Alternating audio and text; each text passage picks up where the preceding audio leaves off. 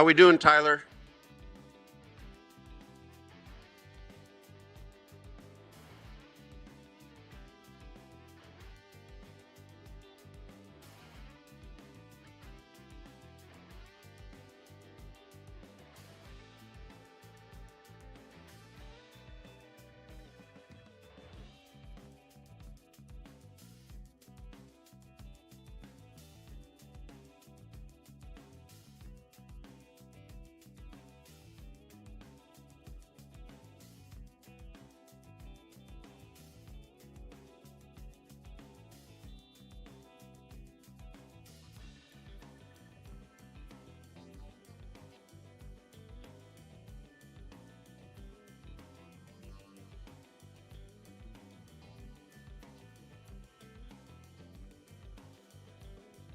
I've asked Macy to lead us in our pledge, and after that, our invocation is Pastor Lance Marble, which I think, yes, sir. All right, so right after the pledge, if you would stand. I pledge allegiance to the flag of the United States of America and to the republic for which it stands, one nation, under God, indivisible, with liberty and justice for all. Okay. Shall we pray? Father, thank you for a beautiful morning in Gila County. Thank you for the many blessings that you provide to us and the opportunities that you grant us. We thank you this morning for the opportunity for the supervisors to meet, to use their God-given abilities to reason and to contemplate, to make wise decisions.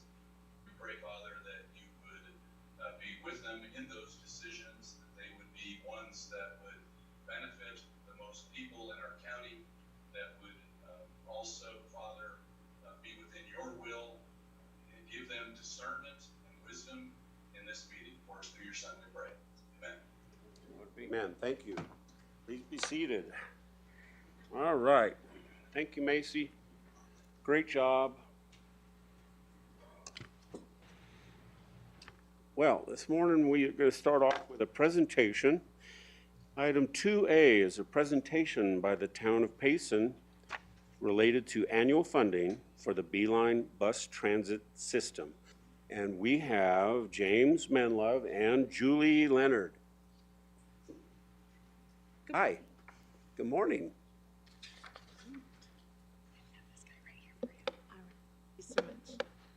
All right, well, thank you for having us, and excited to talk about the Beeline bus. If you come through Payson or Star Valley, you probably see it going around town throughout the day. So the town of Payson began operating the Beeline bus in January of 2023. In August of last year, we were able to apply for an additional bus to replace our aging buses and fleet. So we recently paid for that bus and expect a delivery of a new bus in December or January of this year.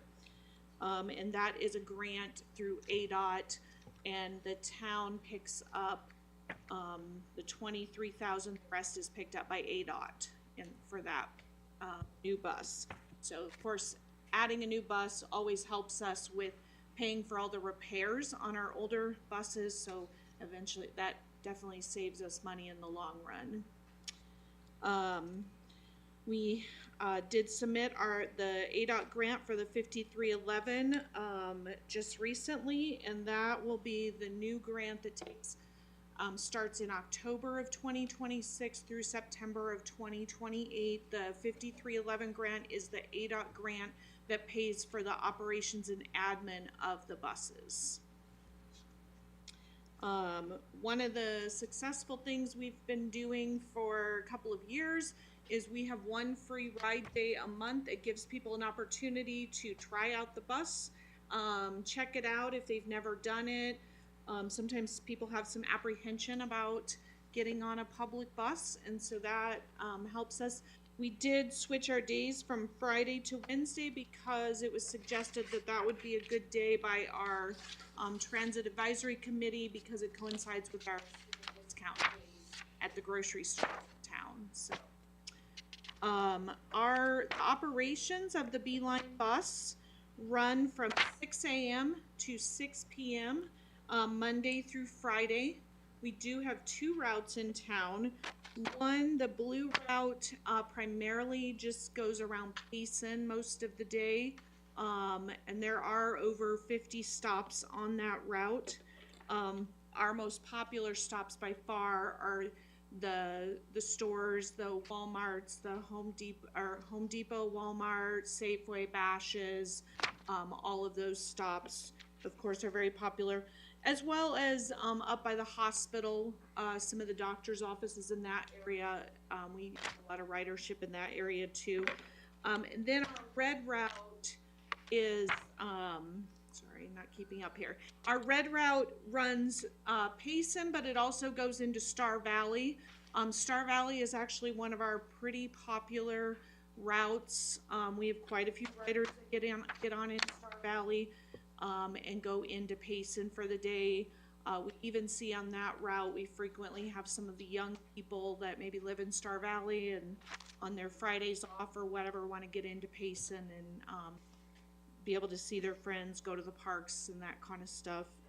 And then the blue route also goes out to Mesa del Caballo, which is a community out off Houston Mesa Road.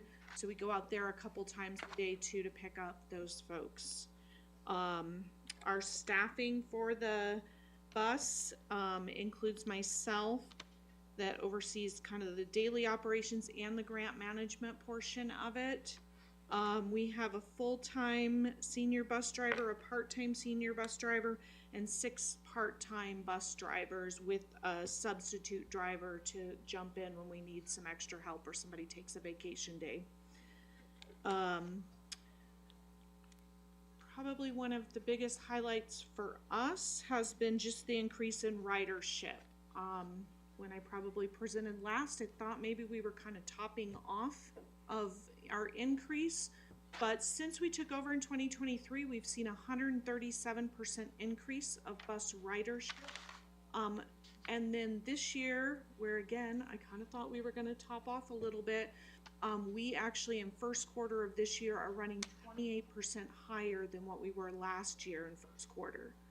So one of my bus drivers had recently commented that we really have like a regular ridership, people that get on every day, work or whatever these days. So, and those increases even occurred before kind of the gas prices went up, so anticipate that may even drive more to our ridership. But our ridership is going strong. We ended last year with 1,374 riders. When we first took over in 2022, they'd only had 39,000 or 3,900 riders. So big increases there. I attribute a lot of our successful ridership to, we have some really great drivers that do a good job, just really provide really good customer service to our riders. And that is a big success for our bus as well. So some of the things that we are working on moving forward with. So again, we just recently submitted for the new grant cycle. And in that new grant cycle, we have had some requests in the community for certain additions to the bus. And so we can move forward with that. Last year, at some point, we've had the Apachitano community asking if we could stop up at the casino, the pool and fitness center, and some other things that they have up there. Because it was not in our service area previously on our map with ADOT, they told us no, and they told us you'll need to include that into your next grant cycle. Of course, it's right on the edge of Payson. You really don't even leave our community barely to get there, right by the event center. So we think it's a really added plus. A lot of the staff that work up at the casino are from Payson, Star Valley. That's where we see the most requests for ridership up there. Currently, we stop at the Sawmill Theater, and they literally would have to walk up that hill for the rest of the way, which isn't great if you're working in food service or whatever in the middle of the summer. So we have included that and have support from the Apache Tonto community, and they are excited about that addition. So it doesn't really add a lot of miles to our routes. It'll really should be a good addition. We've also in the next grant cycle there is the ability to ask for certain recreation kind of events. Payson holds a lot of events. Some of that area is very congested during those events, so we will be able to run some bus routes down to those events for drop off and make it a little bit easier for residents. Recreation is one of the priorities in the ADOT grant that we can write for. In the past year, we've done some additional marketing through Facebook. There's a slide that has more of those details. If you have been in Payson and you've seen one of our buses, it's much prettier now. It's not thought of as a church van going around. It's been wrapped. That was a partnership with our Payson Parks and Rec department, as well as our tourism department. They paid to wrap that bus, and it's kind of a traveling billboard as it drives around town and has websites, the information on it, and it looks a whole lot nicer. So we also, this has been several years ago, but when the senior center was still running the transportation, they had applied for a Beeline bus improvement project, which included street work on some of our routes as well as bus shelters, and that has been completed this year. That's 8 new bus shelters, as well as work on Easy Street, McLean, and Colcord in certain areas. So that is our bus that is wrapped there. Kind of different sides, different things on the bus. One's a Parks and Rec side and one is our tourism side. Then we have, this was some of the marketing that we did last year, and we do attribute some of our increase in ridership to just better marketing and helping people understand. Several years ago, the premise, because the senior center ran the bus and they did a great job, but people thought it was only for seniors. That wasn't the case, but it was just something that they didn't realize. So that, I think we've overcome that. We did some specific marketing to students. The school, we partnered with the school to be able to send out some flyers come May. So when the students were off in the summer, they could jump on the bus and get around town, those junior high and high school students that may not have transportation. So just some of the marketing that we ran, kind of a Did You Know series that helping people to understand the bus a little bit better. Knowing that we get common questions, are they wheelchair accessible? They are, they're all wheelchair accessible. Knowing kind of where they go, some of our highlights. So again, some of the marketing, and then our flyer that we used, that we sent home with the families and with the school. We will be partnering a little more with the school come fall. They have had some audit findings that have asked them to reduce their transportation costs. There are a couple other towns in Arizona that do this. I know Yuma is one of them. So some of their secondary students will actually, the school will pay for their bus pass, and that some of the in-town routes will be cut from the school district. They started this a couple years ago and then backtracked, and now they're having to go back there with some of the information that they've received. So they will have the opportunity to get a bus pass and ride our public general buses during for school as well. So won't be a major change for us. Our buses generally go to most communities. So as their transportation director has looked at our buses and bus routes, he is not really suggesting anything new, just that they would get on the routes that are already existing around town. And we do start at 6 a.m. so we can get students to school in a timely manner. And that hopefully will help some of our families that losing some of those in-town routes could cause a big challenge for, so. Some of the other just notes that I wanted to add that I didn't have in the presentation, we did do a survey last year. We do an annual survey of our riders. Some of the just kind of high points of that is that 70% of our riders, the bus is their sole transportation. They use the bus for a multitude of reasons. Of course, to get to work is one of them. We had 24% that use that bus regularly to get to work. Medical appointments, so 29% of our riders use the bus to get to medical appointments around town. 13% for shopping and 28% for leisure and just getting places. Some of those are elderly and disabled, but we're finding also it's not just our elderly and disabled. Our 57% of our riders are actually under 65. So it's a variety of ages that are utilizing the bus at this point. And about 43% of our riders ride the bus every week. And 97% of our riders said that they would recommend the bus to others, and they have a lot of confidence in our bus. So, we actually, in the last year, we have brought down some of our costs, but it's kind of interesting the way it looks at it. It costs us about a little over $300,000, depending on the year, to run our bus. The challenge is where we're seeing the increases in costs for the bus are in the personnel costs, the fuel, repairs.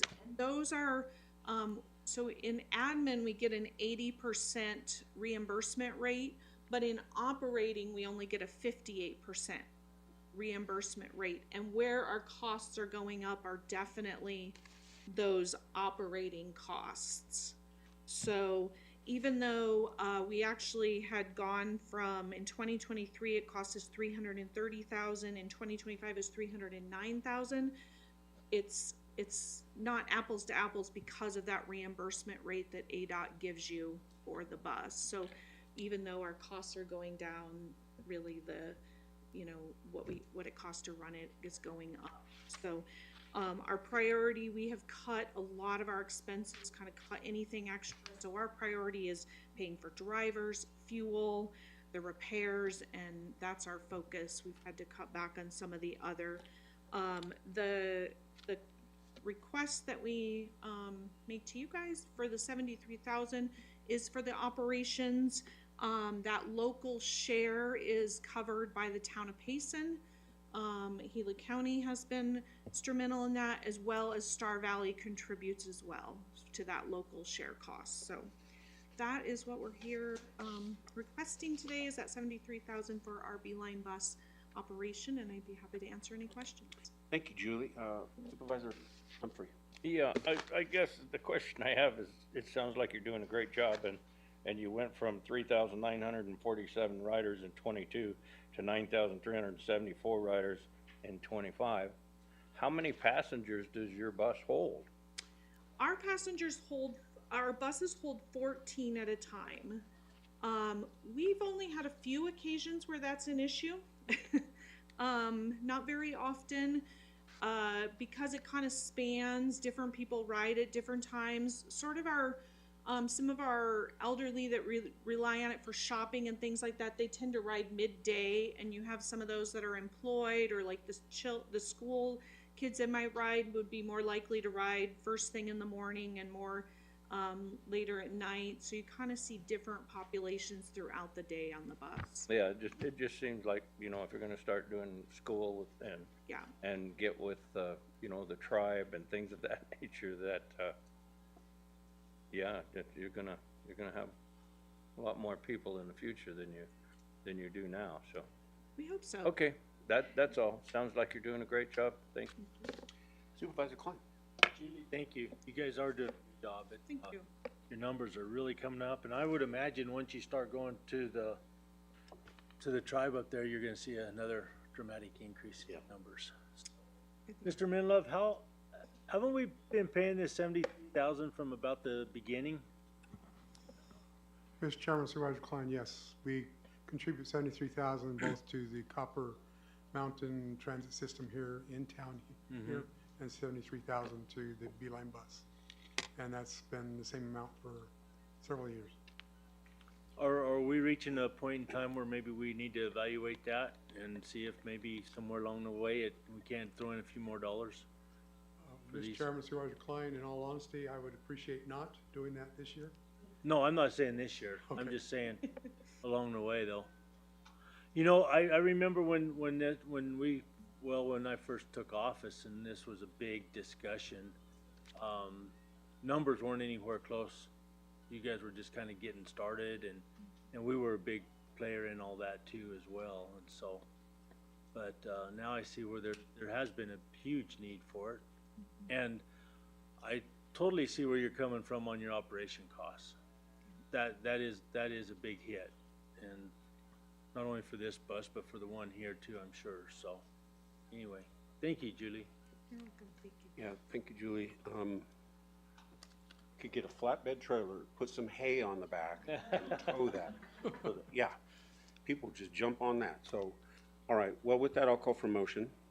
There's No action. Oh, there's no action on it? Got it, okay, sorry. We're gonna move right on. Sarah White-Binney, requested to be moved forward. She's item 3O. Are you still with us, Sarah? There you are, thank you. All right, so item 3O we will deal with right now. And that is information, discussion, action to review all bids submitted for invitation for bid number 08162025, law enforcement shotguns and accessories, and award a contract to the lowest, most responsive and responsible bidder, BOTAC Incorporated, for a term of April 21, 26 through June 30th, 26, for a maximum not to exceed amount of $117,949.55. Sarah?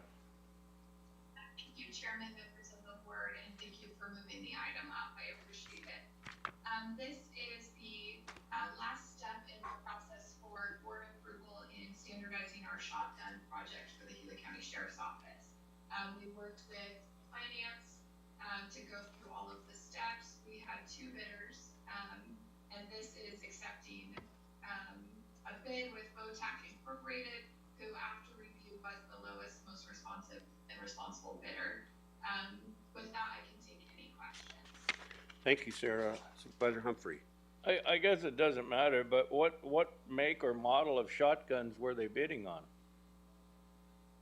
So the sheriff, Benelli is the one that we awarded. The other one on the bid was Beretta, maybe? Okay. Beretta. Yeah. But we are awarding the bid to Benelli. Okay, yeah, just, it didn't matter, but I was just curious, so, thank you. Supervisor Klein? Sarah, I'm good, thank you. Yeah, I'm good as well. So, and happy to move the item up. I guess you got some other things you got to go do, and we appreciate that. So with that, I'll call for a motion on item 3O. Mr. Chair, I'll make the motion to award a contract to BOTAC Incorporated as presented. I'll second that. Motion and a second to approve. Those in favor say aye. Aye. Aye. Aye. Thank you, Sarah. Okay, we're back now to item 3A. We have Brandon Kaywood with us today. Information, discussion, action to adopt resolution number 260406, approving the issuance of the Industrial Development Authority of the County of Gila, Arizona, of its tax-exempt or taxable revenue and refund bonds, the Cobra Valley Regional Medical Center Project, Series 2026, in an aggregate principal amount not to exceed $50 million. You want to come up and talk to us, Brandon?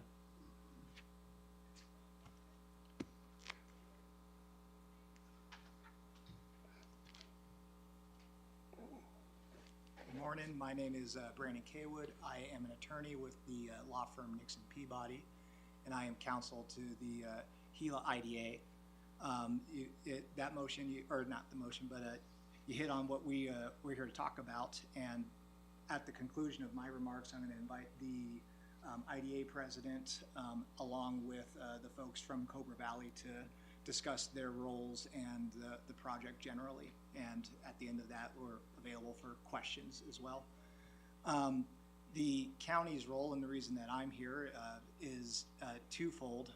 Under Arizona law, the County Board of Supervisors, whenever an industrial development authority determines to issue bonds, before those bonds can be issued, they need to have approval to do so from the County Board of Supervisors. In addition to that, there's a federal tax requirement that a public hearing is held to give the public the opportunity to have comments on the project, which is tied back to federal legislation called TEFRA in 1982. That is any bond issuance in the country that has a financing structure such as this, where money is being lent to a 501c3, will have something similar. I've been to do public hearings in as recently as November in Alabama and Georgia for projects happening there. The county's role in that, however, is to approve that the IDA did that process as well. Just kind of the mechanics of that structure is the IDA checks all the boxes, and then the federal tax code requires that the governing body of where the project is located gives the check mark that that's occurred. And so this resolution hits that state law requirement that the County Board of Supervisors approves this project, along with that the federal tax requirements regarding that public hearing have taken place. So as part of your packets today, the attachments include the IDA's resolution that they resolved to have a bond issuance last Tuesday, so that, as part of your resolution, that has already occurred. Along with the hearing, which was posted timely on their website. The notice was posted timely on their website and was held last week telephonically by me. And a report of that, which is, I believe, titled Draft Minutes in your guys' packet, showed that nobody joined for that. So there was no members of the public that joined to comment on that. As far as the IDA goes, Shelby, do you want to come in and talk about the IDA's role?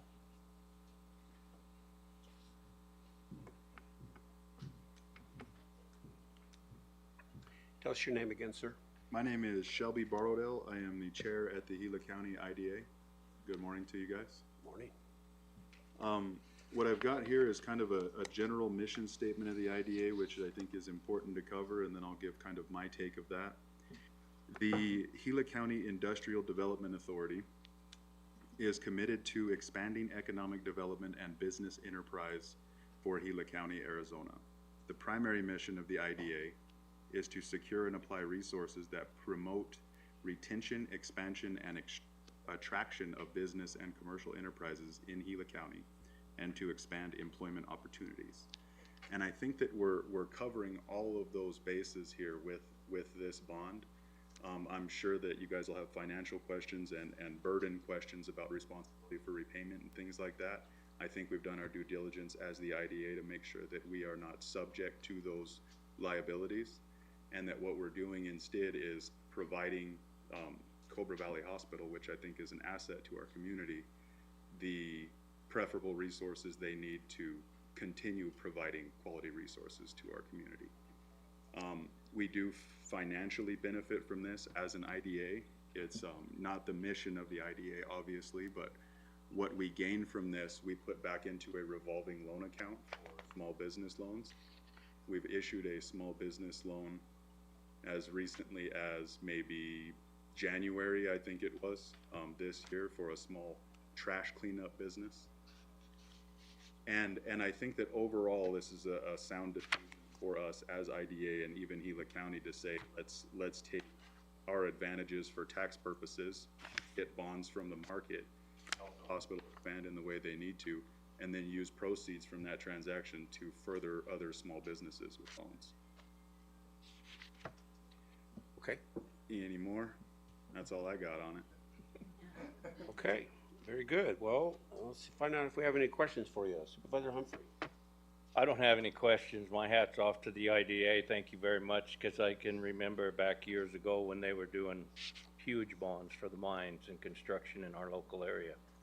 So it's great to see the IDA get the wheels back underneath them and start doing things for the community, and like helping with the hospital construction and things of that nature.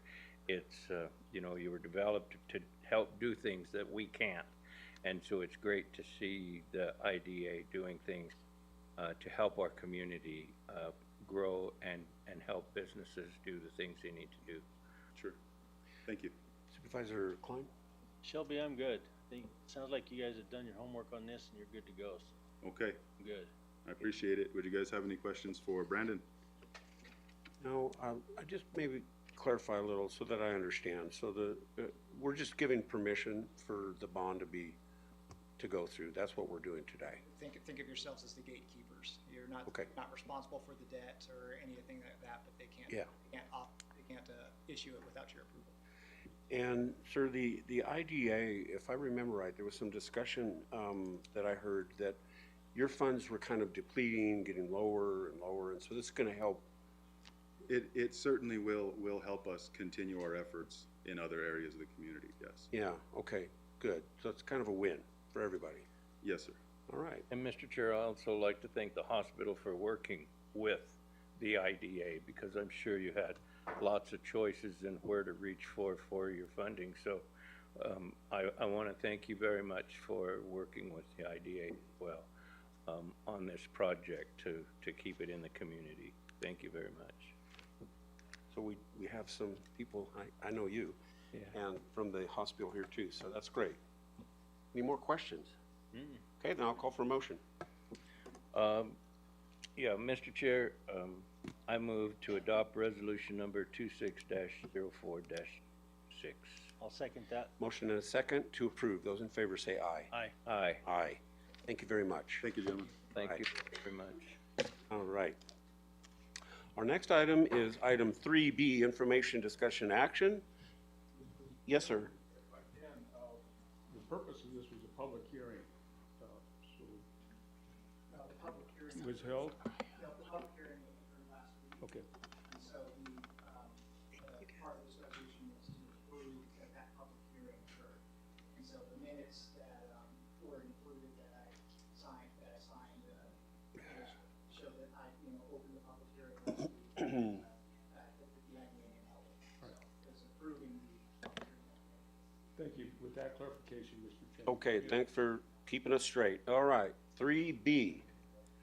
Information, discussion, action to approve economic development agreement number 2026-0251 between Gila County and the Tonto Basin Chamber of Commerce in the amount of $5,000 to assist with the operation and advertising campaigns of the Tonto Basin Chamber, which the board is determined to be for the benefit of the public. And we have Maren Belling, and we also have Krista Lombardo.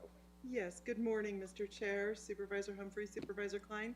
It's my pleasure to introduce Krista Lombardo, as she will be providing you with an update on the Tonto Basin Chamber of Commerce, its current achievements, and its upcoming goals. Thank you. Good morning. Good morning. So we have a lot of exciting things that, oh, do I do this?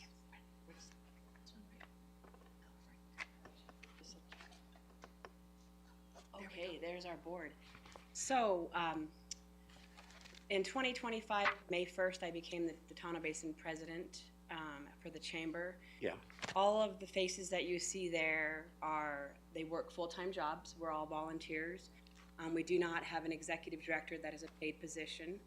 So since May of last year, we have brought in 75 new members to the chamber, and 70 members, excuse me. We have 95 members now that are businesses of our chamber. And at that time when I wrote this up, we didn't have as many, but we have more that have come on. And we're a really small town, so to have 95 members, we're very active.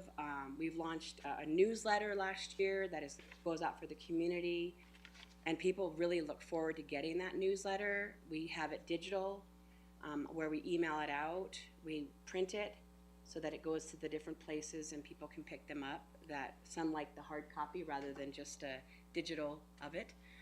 Again, our membership has grown to 75 new members. We updated our bylaws last year, so we're now a fiscal January to December rather than a May to April, which was kind of confusing. So we had to prorate our members' dues this year, so obviously not as much coming in, but we're bringing in new members which have paid the full price of the dues. We started doing Breakfast Club in February, and we have it every third Wednesday. We started at 8:30 to 9:30 in the morning. 7:30 seemed like a little too early for some folks in Tano. Remember, we're 70% of our community is retired people, so the rest of us are still having to work. Bummer on that one. But our mixers, we had 4 mixers that we've already done this year, and we try to spread it out to the different areas of the community, locations, lunch and learns. So that's kind of starting to pick up. We started a community member of the month. Last month we started it. We had a gentleman that has been cleaning the streets, volunteer, and wonderful just to do this for the community, and that just kind of sparked something in our brain of look how many people do for the Tano Basin, and they don't get paid, and they're not looking for recognition, but why not give them a little recognition? So we have a certificate that we hand out. We ask them to come to, if it's a breakfast club or a mixer, so we can present it to them where the public's around. And then we gave them a $25 gift card to one of the restaurants, so that we're obviously helping our businesses as well. We sponsored last year the food ministry, the library, the fire department, and the school carnival. We did bring in a large amount of money last year at our Wild West Days, and we felt that it was important to give that money back to the community.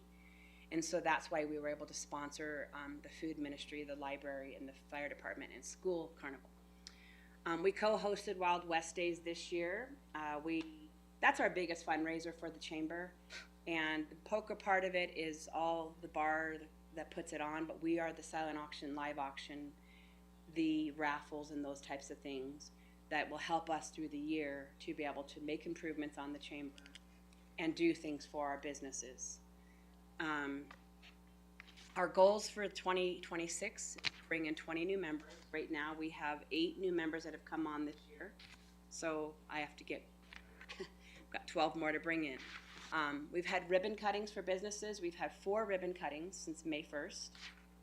And that's been a really fun thing to do, to have community come out and why we're doing these ribbon cuttings. Welcome basket program that we started. We're having our members donate. They could do a discount on an item. They can throw in a swag item, and then when a person moves into Tano Basin, they get this welcome basket with all the business directory, you know, who's ever in a member of the chamber, they're on there. We also have important phone numbers to have on there, like your trash and your utilities and your water, so that they know who to contact when they get those, when they need those turned on. The annual community event that I talked about was the poker ride, the auction, and we're going to be planning a barbecue at the chamber because we've done a lot of improvements to it. So I'm looking forward to having, you know, our community come to the chamber and check out what we've done. We promote our members via social media, newsletter. One of our goals is to try to hire a part-time person because we're all volunteer. So if we are busy with our regular jobs, we're not getting the job done for our members, and to me that's really important to do. I probably work 10 or 15 hours part-time on my own, not getting paid, because we've grown so much, and we don't want to grow and then not let, you know, we just leave the businesses hanging. We want to continue to help them to grow. Facility and technology improvements. Some of the things that we're using with the money that we raised from Wild West Days is our sliding glass door. Luckily it's a double pane. We had a gardener out and he smashed with weedy whacking one of the panes on the window. And it's a really old sliding glass door, so we decided to upgrade it to get French doors in that, if it's feasible. We still have to see what's pricing wise. New mini blinds to be installed to help with efficiency with the AC. As you all know, we've all had increases from APS and SRP. Exterior lighting and cameras. We've had a lot more activity going on at the chamber. We do have a church service that is every Wednesday night. And in the winter, it's really dark. We have no lighting outside but the flag that's lit up. So that's one of the things we're getting done with the funds that we receive. Installing internet and a TV so that when the church, or whoever, the church right now, they use a old-fashioned projector that goes up on the screen. I'm trying to think of what that's, the clear papers or whatever. Thank you, those. And so they're probably used to doing that, but it's going to be a fun change for them to just be able to put in their USB and then it's presenting up on the TV screen. New kitchen refrigerator, a microwave, and a coffee pot. With our breakfast clubs, we want to be able to, make the coffee, obviously, have a microwave if somebody wanted to do Danishes. Our refrigerator, the freezer doesn't work, but the fridge does. So, little upgrades that haven't been done for many years. Moving forward, our goal is to continue growing membership and engagement. We are a board of 8. And yes, it's a board, but we want to get the members involved to help with volunteering, to grow other businesses and not just having the board do all the work. Strengthen the community, obviously, with the partnerships, enhance facility and services, support local businesses, and keep Tonto Basin connected and thriving. We have a lot of new businesses that have come into Tonto, and we want to see them grow. And, our town is so split up that sometimes you don't realize the old 188 there's businesses on that road. So to keep it out there with the public by putting it on Facebook, putting it in the newsletter. There's so many different ways that people are now finding out about whatever's going on in your town. So it's not just a newsletter. It's going to be some like Facebook, some like Instagram, some do TikTok. So there's different ways that you can try to let your community know what's going on. And I think this is my last page here. But we do appreciate this grant. Our property taxes are $3,000 alone, and I just got some information that we might be able to eliminate that tax, which would be amazing. No, we don't eliminate that tax. We still need the, But it was just shocking that it was that much, and our insurance is over $2,000 as well. So this grant helps us a lot with moving forward in growing our businesses in Tonto. So I do appreciate your time, and if you have any questions for me, I'm happy to answer them. Thank you, Krista. Supervisor Humphrey. Yeah, I have my monthly meetings at the chamber, so I've noticed the improvements that you do to the building, and so that's a great thing. I guess the only question that I would have is, with your community newsletter, would you mind taking a picture with the Board of Supervisors to put in your newsletter that we do sponsor you for the $5,000? That would be amazing, yes. And because we do put the minutes in our newsletter. Sure. Yeah, no, and from my meeting, I appreciate that. We would love to do that. Okay, thank you. Yes. Very much. That's all, Mr. Chair. Okay, thank you. Supervisor Klein. Krista, I've been in your building before and in meetings in the past. You guys have a good little building there, a good location, and it's good. We can help support this, so I know everything that you're doing. We appreciate that. And we're trying to connect. I'm actually having a meeting after this presentation today with the Globe Executive Director, just to kind of get ideas and connect with them. And also I've met with Payson Chamber of Commerce. They have a new executive director that I will be contacting, just to try to keep the towns where we're connecting. Yes, Shannon, right? Shannon. In Payson? Yes. Yeah, Angel's here. Okay. Shannon's the new executive director, I believe. Mm-hmm. She's got a lot of energy. So I noticed driving by this morning, there was a lot of cars there. Was there something going on at the chamber this morning? Yeah, so every Tuesday and Thursday, the elderly women have their little exercise group. Yeah. They do, and they do a great job. They love, coming there. It sounds like you're not only the chamber, you're the community center. We really are, and Yeah. that's what my goal. I mean, I work a full-time job, but I have a passion for businesses, and growing them, and that's why I want to put those additional hours in for free volunteering, because it's so neat to see companies growing Yes. in Tano. Yeah, that whole area is growing, so that's great. Thank you for that. With that, I'll call for a motion then. Oh, Mr. Chair, I'll make a motion to approve the Economic Development Agreement number 2026-0251 between Gila County and the Tonto Basin Chamber of Commerce as presented, and which the board has determined to be for the benefit of the public. Mr. Chair, I'll second that. We have a motion and a second to approve. Those in favor say aye. Aye. Aye. Thank you. Thank you so much. Do you mind if we can get a picture? I was gonna say if we could get that Okay. picture. All right, let's get a picture.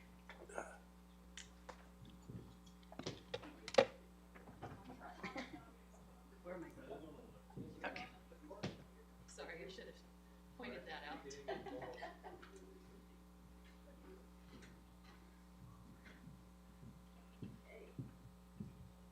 Good picture. Yeah, thank you. Who do we look at? Her first. Her first? Okay. Okay. Now here. Paul, you're good? Paul, you wanna, okay. Thank you so much. I do appreciate that. Thank you. Thank you. Thank you. Appreciate that.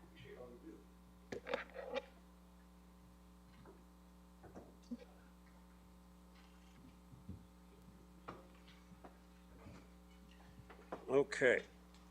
I hope we can speed this up a little bit more. We've got a lot to do today. Next item is 3C.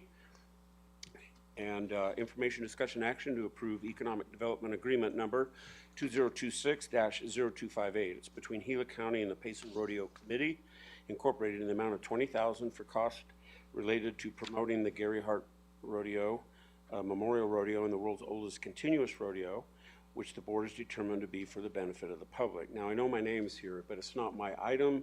It's a reoccurring item every year. It's just my office that submitted it.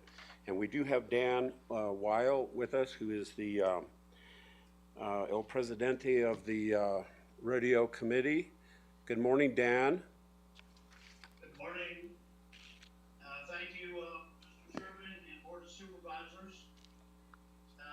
As was stated, first of all, the Payson Rodeo Committee would like to thank you for your past donation and sponsorship of our rodeo for this the economic development fund. And this year we're asking for the same amount, which is $5,000 for the Gary Hart Memorial Rodeo and $15,000 for the world's oldest continuous rodeo, and that's to be applied to a $29,708 promotional campaign targeting Phoenix and Scottsdale to bring people up to Payson. The economic impact from our rodeos, from 2023, our attendance was approximately 14,900 people, which 60% of the visitors arriving from out of town. And based on the Arizona Office of Tourism estimates, these visitors contribute over $2 million in the local spending on lodging, fuel, and dining. Furthermore, as a 501c3 nonprofit, we invest all proceeds back into the community, including our $45,000 annual scholarships and charitable contributions to veterans and health support groups. In recognition of the $20,000 of support, Gila County will receive sponsorship packages for both events with a total estimated value of $24,400. With the total production cost of $315,000, your contribution is vital to maintaining these historic events and their positive impact on our Western heritage and local economy. Thanks for your time. Thank you, Dan. Supervisor Humphrey. I have no questions, other than, we are dividing this amount, correct? Or no? this is an amount that comes from our economic development money that Mr. Menlove manages. Oh, okay. Okay. Okay. No, but no questions on the rodeo. You guys do a great job. Glad to help. Yep, thank you. Supervisor Klein? So Dan, thanks. It's been a pleasure to help support this for all the years I've been here, and you guys do an awesome job. It's a big weekend in Payson. It's definitely, you don't want to go to Payson if you don't like traffic. So anyway, thank you for all you guys do. Yeah, thank you, Dan. And the rodeo committee is large. You have a lot of members. You do a tremendous amount of work. The economic benefit is awesome. The Western Heritage part, the whole historical part is all very good. And so this grant is well worth the return that is developed because of it. So we appreciate your committee. It's, I think, the largest, really most productive committee we have in that part of Gila County. So thank you very much. Thank you, Mr. Chairman. And so with that, I'll call for a motion on item 3C. Mr. Chair, I move to approve Economic Development Agreement number 20260258 between Gila County and Payson Pro Rodeo Committee Incorporated as presented, and which the board has determined to be for the benefit of the public. I'll second that. Motion and a second to approve. Those in favor say aye. Aye. Aye. Thank you, Dan. Thanks for coming. All right, so item 3D is information, discussion, action to approve an economic development agreement number 20260245 between Gila County and the George Belvado Jr. Memorial Sports Association in the amount of $5,000 that was used to support the annual Memorial Day baseball tournament, which the board has determined to be for the benefit of the public. And this is Mr. Klein's item. Thank you, Mr. Chair. So ever since I've been in this seat, George Belvedere started this ballpark some years back. Anyway, he passed away and his brother Wilbur took it over. And I've worked with Wilbur now for basically 9 years on this, and he's built that ballpark up and has done an awesome job. And every year I've been there to help support him on the tournaments and whatever else he's got going on there. It's a really nice place. It's one of the highlights of San Carlos down there, really.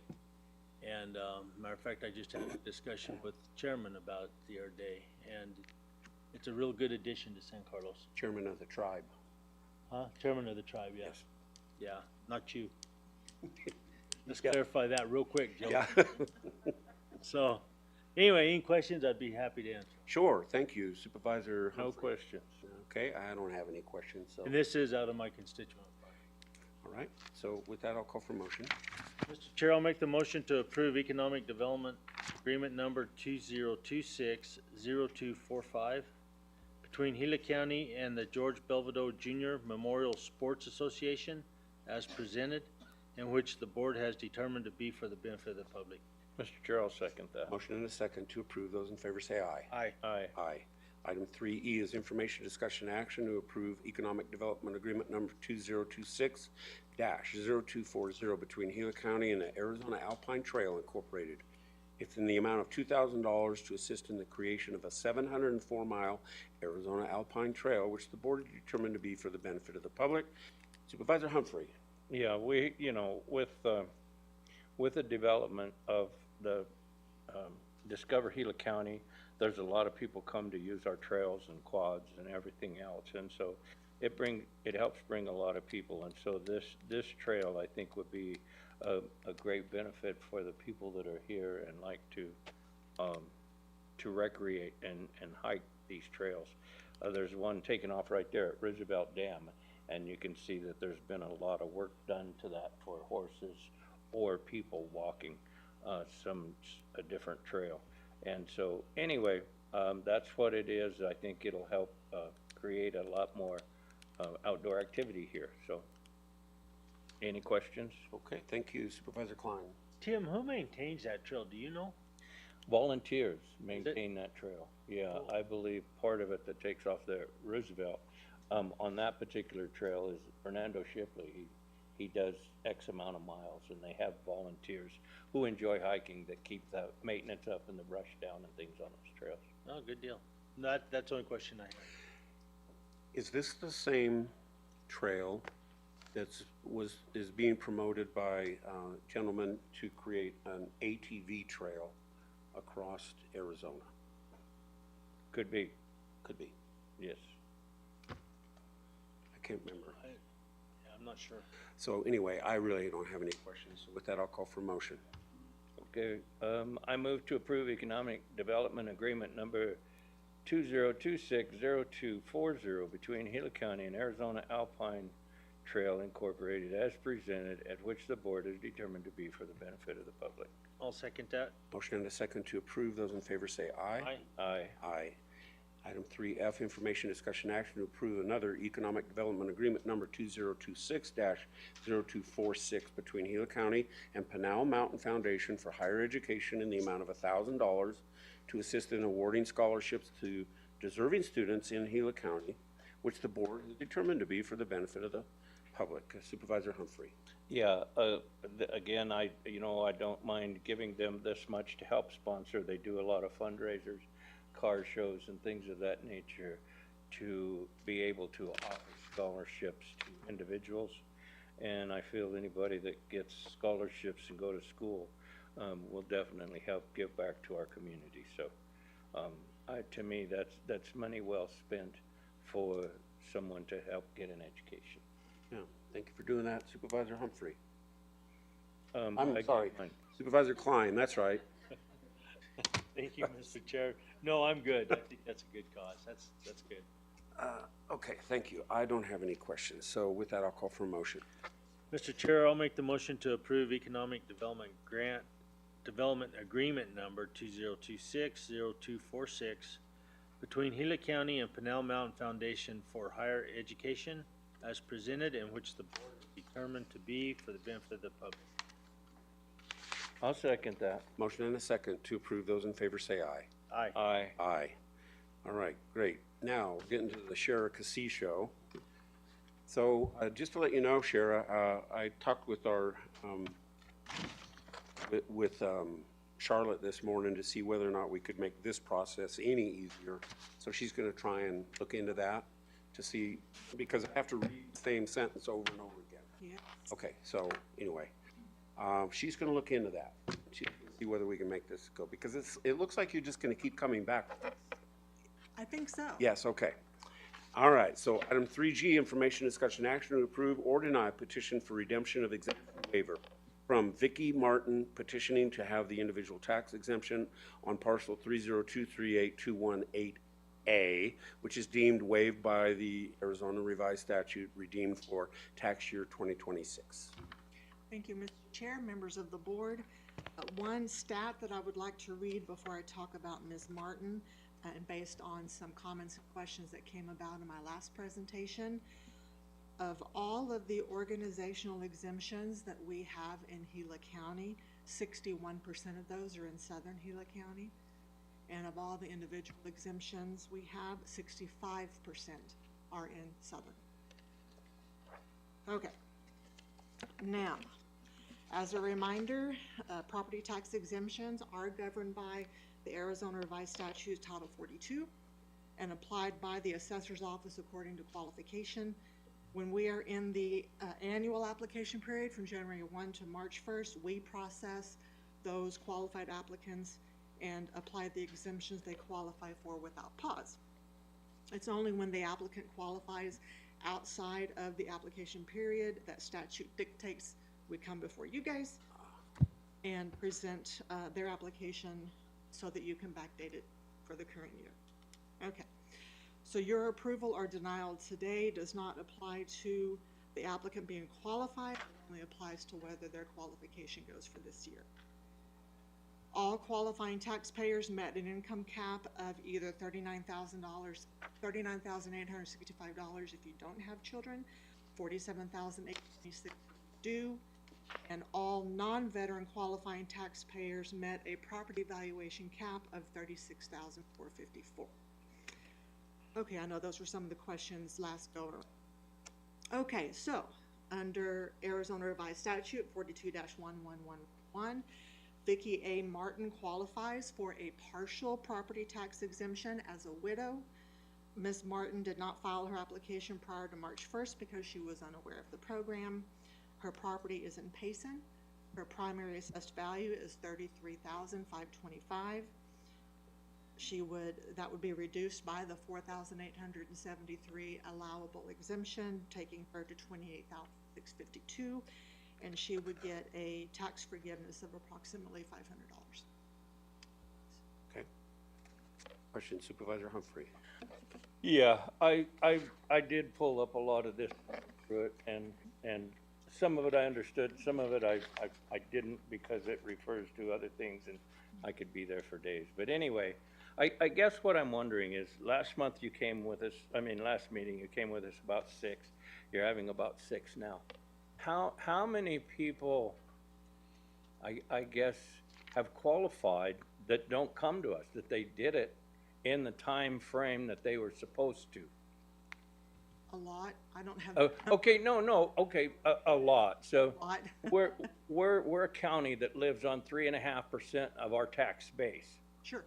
And so a lot, whether it's 1,000, if we're getting into percentages of what our 3.5% is, then I think we need to kind of look at the allot and the amount, and maybe get with the county manager and finance to see, okay, here is our budget. Mm-hmm. Here's how many people qualify by state statutes that receive this tax break. Okay, that's all through the state. Okay, but what is that gonna do to our yearly budget if, because I've been here for 9 years and we just haven't done this. And so people have qualified that didn't know they qualified, but now they do. And so, okay, that's all fine. But what concerns me is, okay, we've done 12 for how many thousands of dollars in 2 meetings. How many people in the last year qualified that didn't come before the Board of Supervisors that's going to make an impact or not an impact in our yearly budget? And like you say, 61% one way and 65% the other way qualify. It's like, okay, if we're getting into that much volume, I guess I would like to be interested at some point in time of what's that going to impact our tax base when we live on 3.5% of our tax base. So anyway, that's not a question that you can answer now, but it's something that I wanted to bring up to just say, hey, what difference is this state statute going to make to us with this many people qualifying? Because we live, a lot of our area is elderly people. And we have a lot of veterans that reside here as well, which I'm grateful for them, and it's all great. But I'm just trying to kind of look ahead that all of a sudden, here's what we've been getting in taxes, and we're not anymore. So anyway. And Mr. Chair, if I may speak to Supervisor Humphrey. Sure. I have a little stat paper here. I do actually have those numbers for you. Okay, good. So since the start of our exemption, so this number encompasses many years, we have just over 1,000 individual exemptions. Since when? Since the inception of exemptions, I don't know that year, but it's multiple years. So over the multiple year span, we only have just over 1,000. Okay? Okay, but yeah, a lot of those have been recently.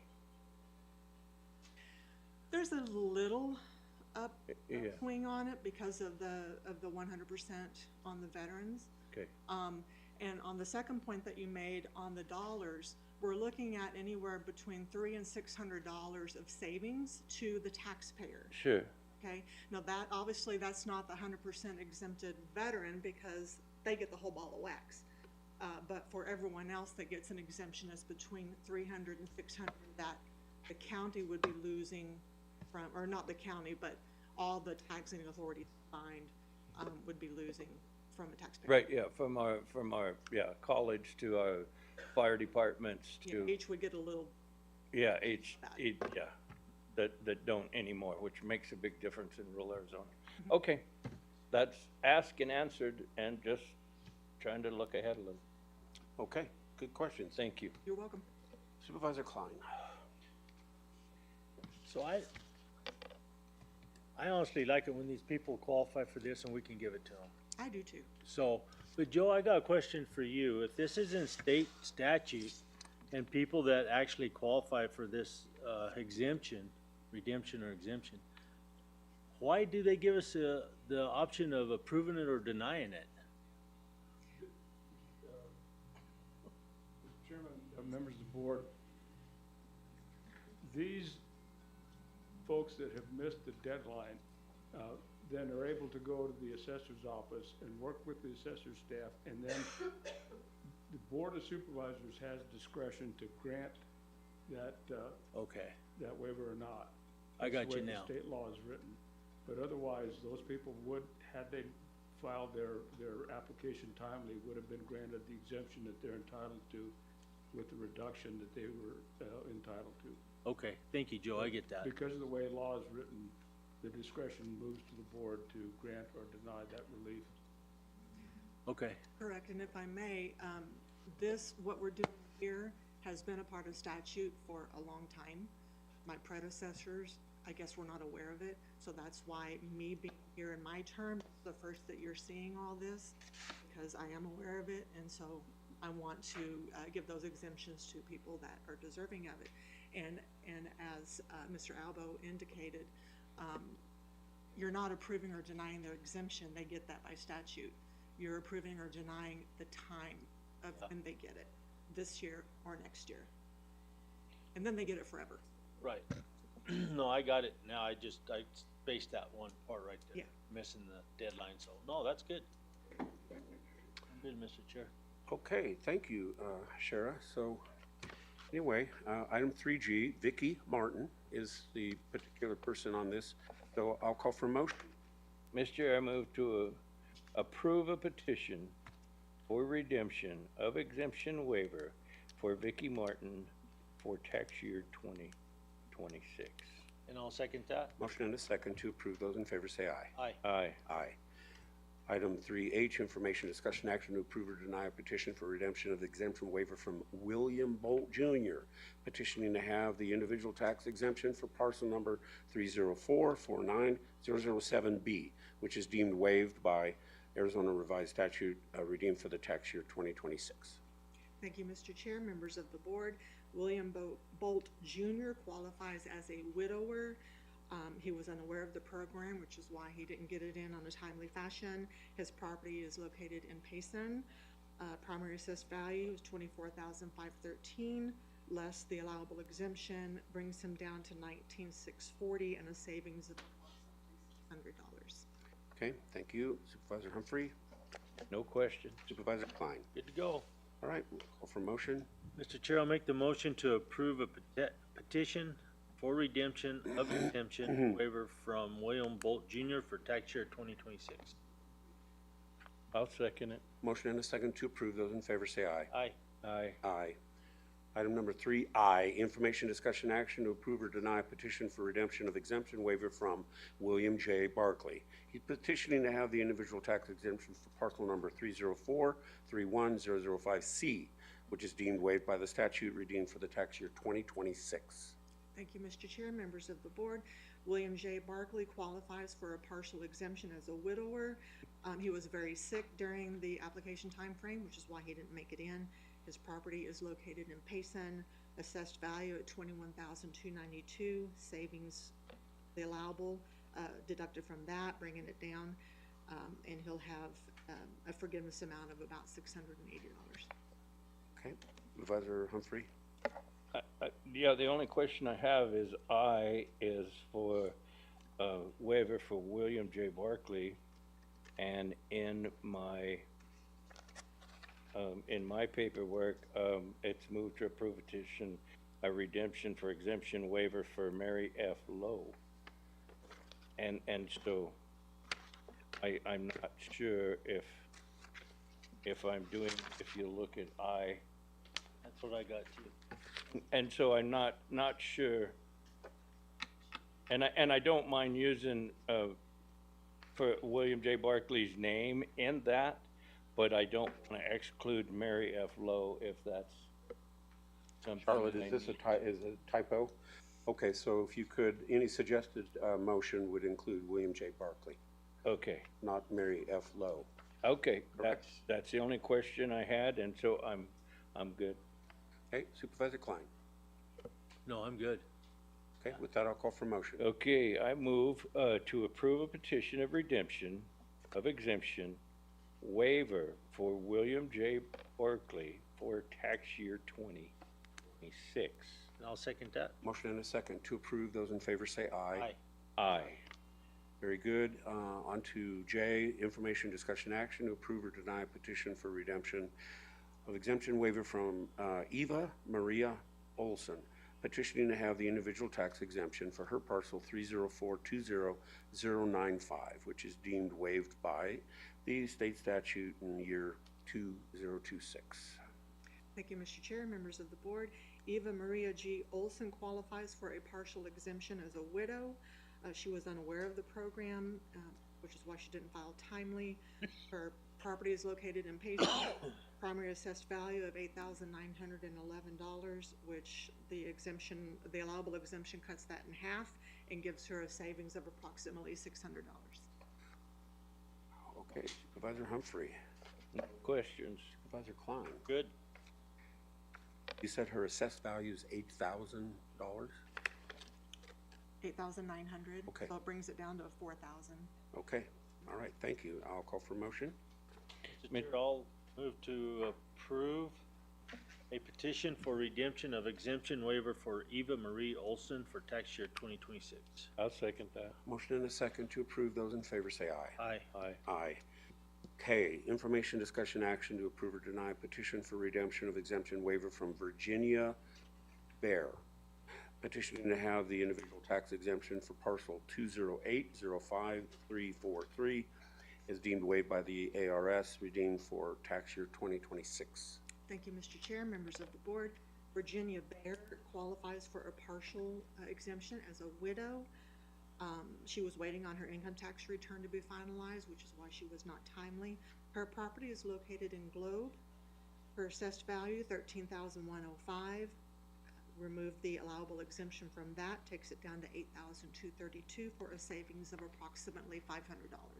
Okay, Supervisor Humphrey. No questions. Supervisor Klein. No, good. Right, with that, I'll call for motion. I move, to approve petition for redemption of exemption waiver for Virginia Bear I'll second that. for the Motion. tax year 2026. Okay, I'll second that. motion and a second. Those in favor say aye. Aye. Aye. Aye.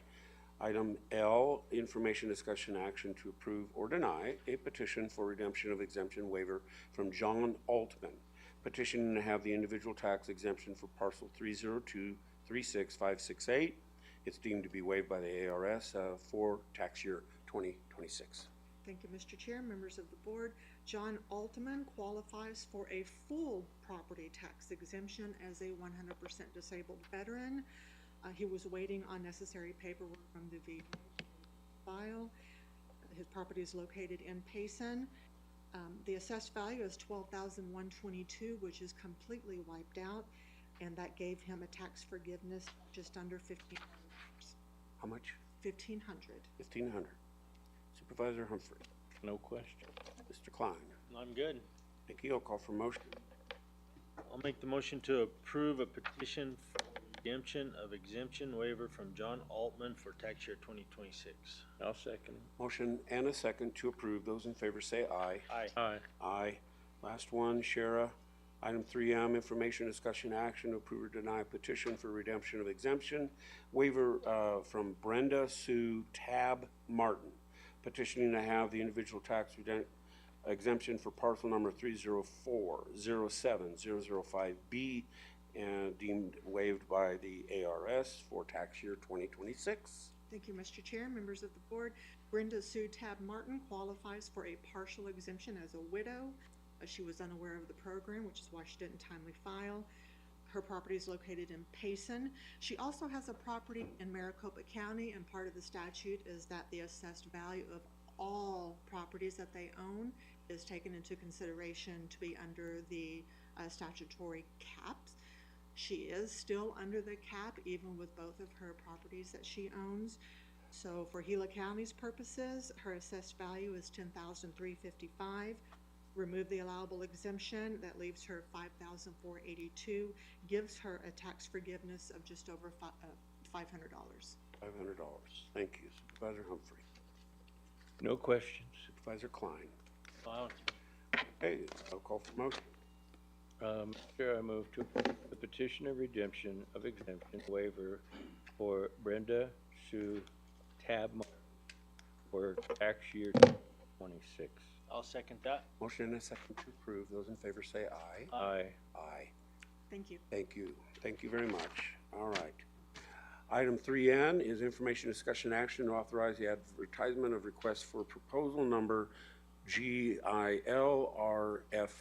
2026001, and that is the DOE weatherization and other repair rehabilitation services to perform weatherization and rehabilitation services to Gila County. Good morning, Josh. Good morning, Chairman, Supervisors. So we just ended our last extension with Advantage Home Performance, who's been doing this contract for the last 3 years. I will say that we've received just amazing customer service scores for them. I know nobody's here for them, but just so the supervisors do know, it's kind of crazy to see contractors going in and out of people's houses and receive the kind of feedback that we receive about the work they do. So to put that out there, it is time to go out to bid again. Hopefully, as we've said before, we see some local bidders, hoping that the new procurement system that Olivia's put together might actually help to get this out and get us a little more expansion out there to more vendors applying. Like I said, we've gotten really good work done from the contractor we have, but we do receive usually $3,000 to $4,000 per trip charges from the current consultant we have.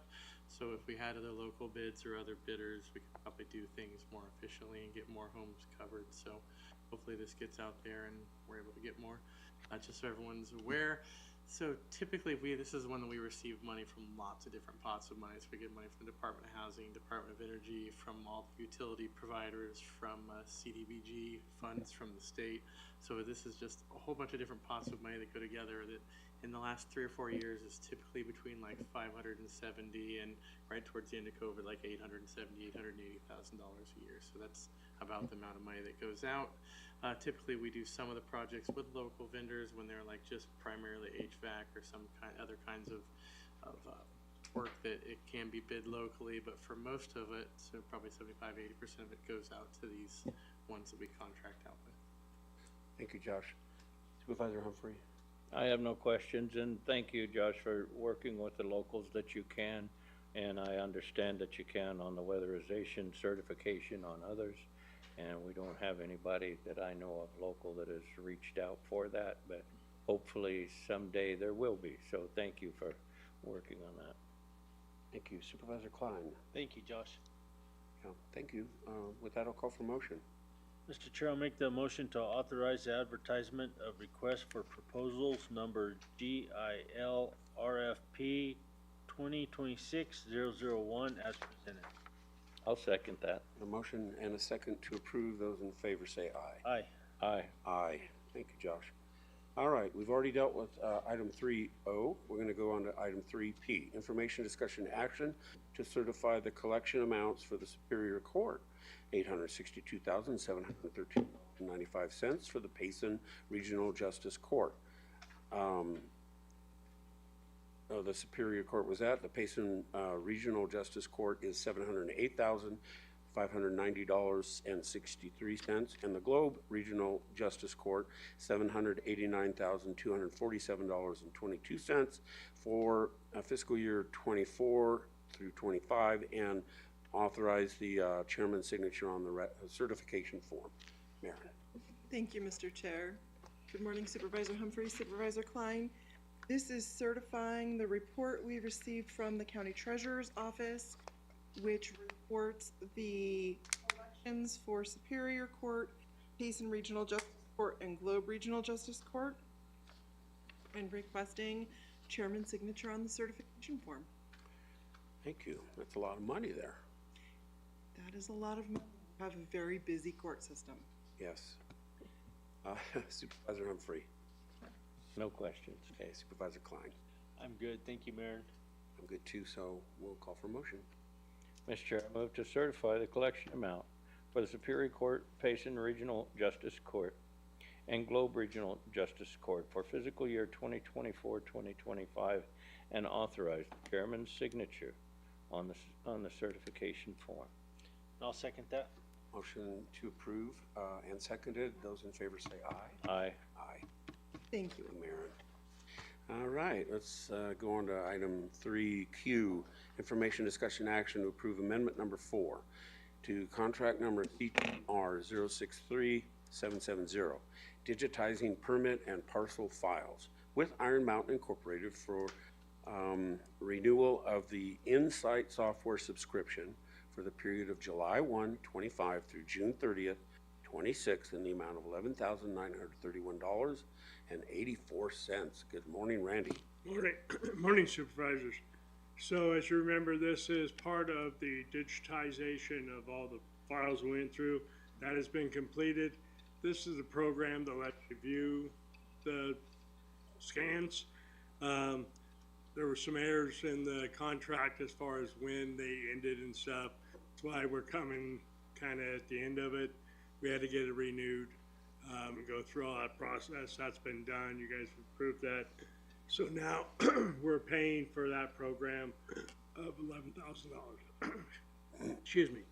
With that, I'll answer any questions. Okay, thank you. Supervisor Humphrey. I have no question. Okay, Supervisor Klein. I'm good, Randy, thank you. I am as well. So thank you for what you're doing, and I'll call for motion. Mr. Chair, I'll make the motion to approve amendment number 4 to contract number CTR 063770 with Iron Mountain Incorporated as presented. Mr. Chair, I'll second that. Motion and a second to approve. Those in favor say aye. Aye. Thank you, Randy. Item 3R, information discussion action to approve amendment number 1 to the intergovernmental agreement with the town of Payson to provide 2 10-yard roll-off bins and one-time payment of $8,000 in support of the annual Payson Household and Electronic Waste Day event.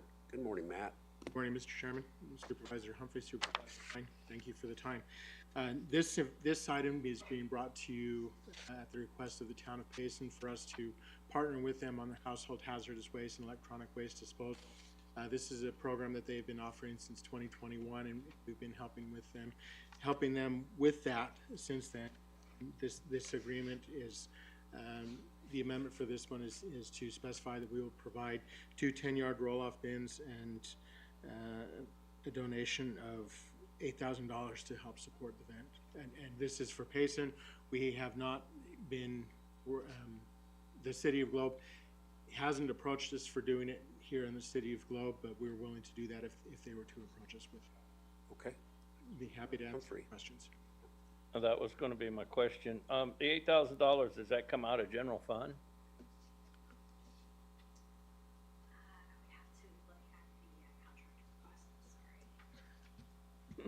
We'll get back to you on that. Okay, yeah, because it, you know, town of Payson, town of Miami, City of Globe, town of Hayden.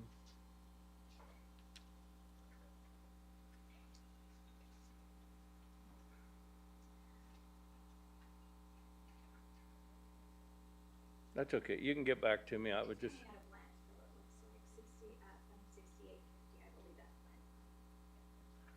Don't know, just asking. Okay. Supervisor Klein. I'm good. You know, is this what we did last year, 8,000? It's kind of a repeat. Yeah. It is. Okay. All right. And we don't know the date yet, do we? No, I haven't heard, no. Yeah, okay. All right. So I'll call for motion. Mr. Chair, I move to approve amendment number 1 to the intergovernmental agreement with town of Payson as presented. I'll second that. Motion and a second to approve. Those in favor say aye. Aye. Aye. Aye. Thank you. Thank you, Matt. 3S, information discussion action to adopt revised merit system rule 4.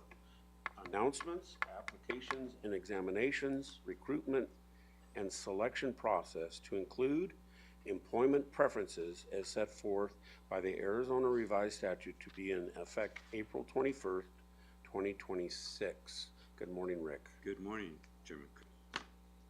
Supervisors Klein and Supervisor Humphrey, thank you very much. I'm here today to present a modification of our code to our policies to include the employment preferences which are entitled by statute for all qualified veterans, disabled veterans, veteran spouses, and disabled individuals pursuant to this statute. Although our current applications provide for applicants to claim such preferences, this policy sets forth the manner in which preferences are provided, particularly when our applicants are primarily interviewed in this county as opposed to testing.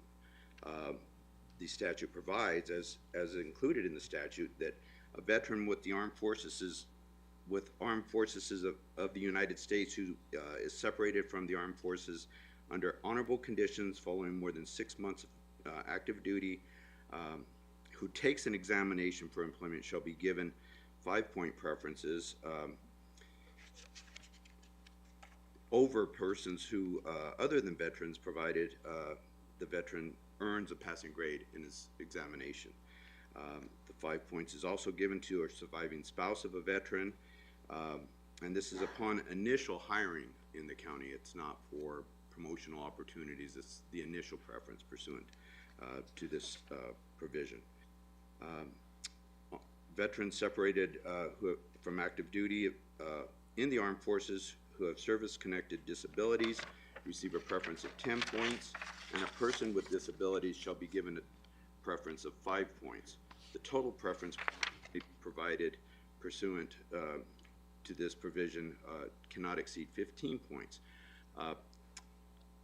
Paragraph 6 is separate and is a little discretionary for the county, and that sets forth that a person is eligible for a preference pursuant to this section if they apply for employment with the county under a merit system of employment in which applicants are assessed and evaluated but are not provided testing where scores are given. The preference shall be given by granting the qualified applicant an interview for such positions. If, as a result of this interview, the applicant is deemed to be qualified for the preference as any other applicant not deemed eligible for the preference, and both applicants are indistinguishable based upon their assessments and evaluation, the applicant who is eligible for employment preference shall be selected for employment. So that's a way that we can assess our applicants and give them these preference points. So those that are eligible will automatically be interviewed, and upon interviewing, if they're equal to someone without the preference, they shall be selected. And we have a form that they will be able to access on our online, where they can claim the preference point and provide the supporting documentation. Does anyone have any questions? Supervisor Humphrey. You know, what prompted this update revision of ours? It has been in statute. Again, we've been following that, but this there is that void, particularly in where tests aren't given, and that's kind of discretionary as indicated. And I want to make sure that even though we follow the statute where points are awarded, that this sets forth when we're not testing somebody and we primarily do interviews in the county for positions.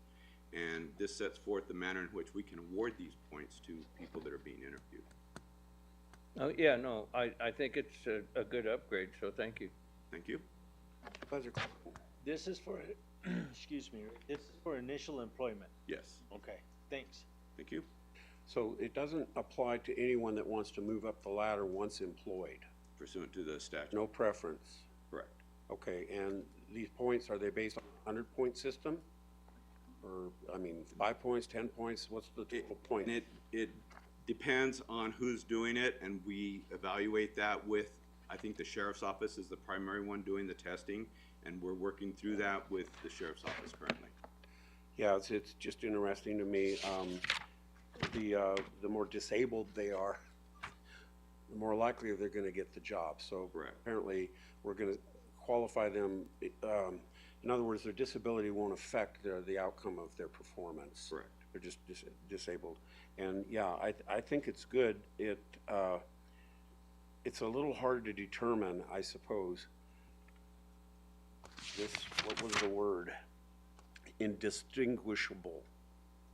The indistinguishable difference. Like, we don't distinguish the difference. So that's hard for people to do. Yes. In an interview. And if likability or, you know. Correct. They're exactly the same. You know, right. That's hard to. Anyway, so, okay. So today we're voting on whether we're going to adopt this new section into there that we've been practicing all along anyway.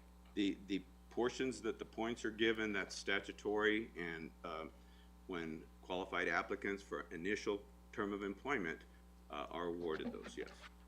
Thank you. Thank you. All right, I'll ask for a motion. Mr. Chair, I'll make the motion to adopt the revised Merit System Rule 4 as presented, effective April 21st, 2026. I'll second that, Mr. Chair. A motion and a second to approve. Those in favor say aye. Aye. Aye. Aye. Item 3T, information discussion action to approve a contract. Number CTR 059032-GC1 with Cary Environmental Services Incorporated for detention center dirt removal and fence clearing.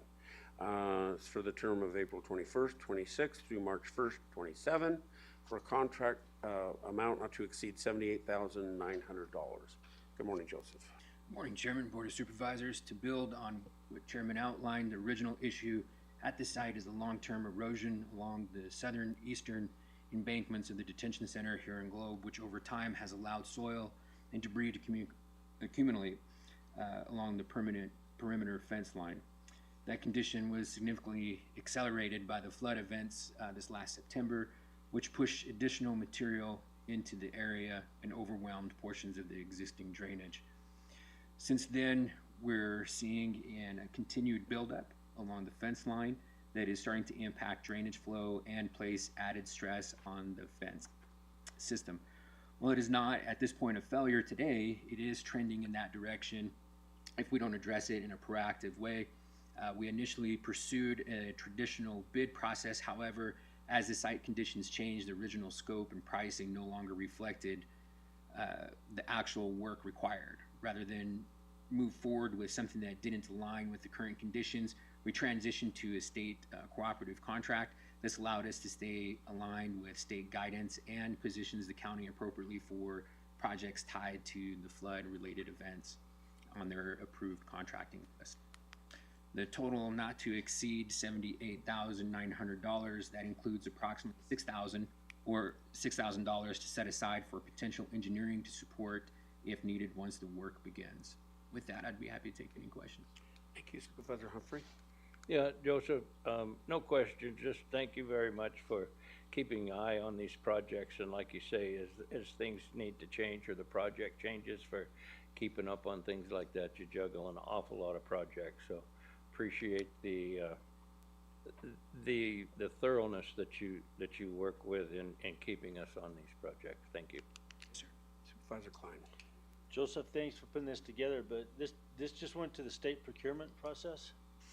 Originally, we went out for the bid process, and then once the storms came in, it changes significantly. So in order for us to be able to still meet that timeline, it is transitioned over into the state procurement.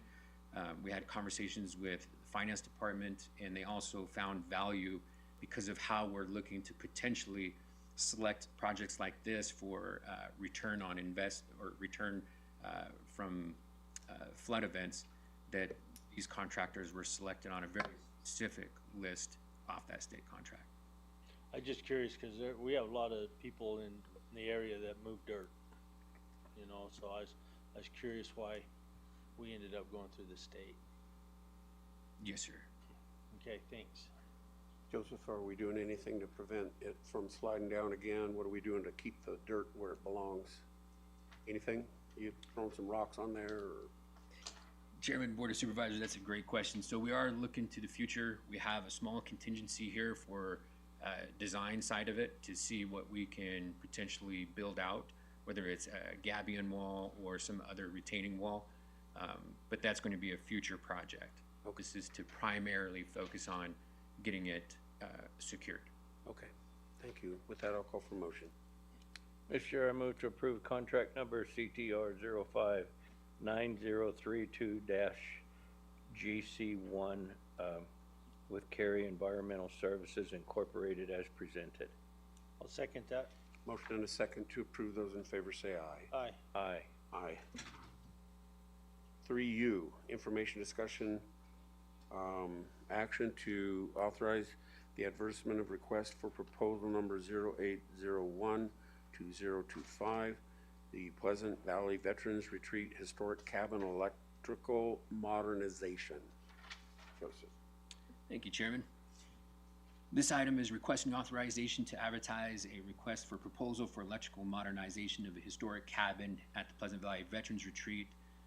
The cabin dates back to the 1930s and is listed on the National Registry History of Places. While it's been all preserved, the electrical system is outdated and no longer meets current code or safety standards. This project will bring the electrical infrastructure up to 2023 National Electrical Code and Arizona standards, while preserving the building's historic character.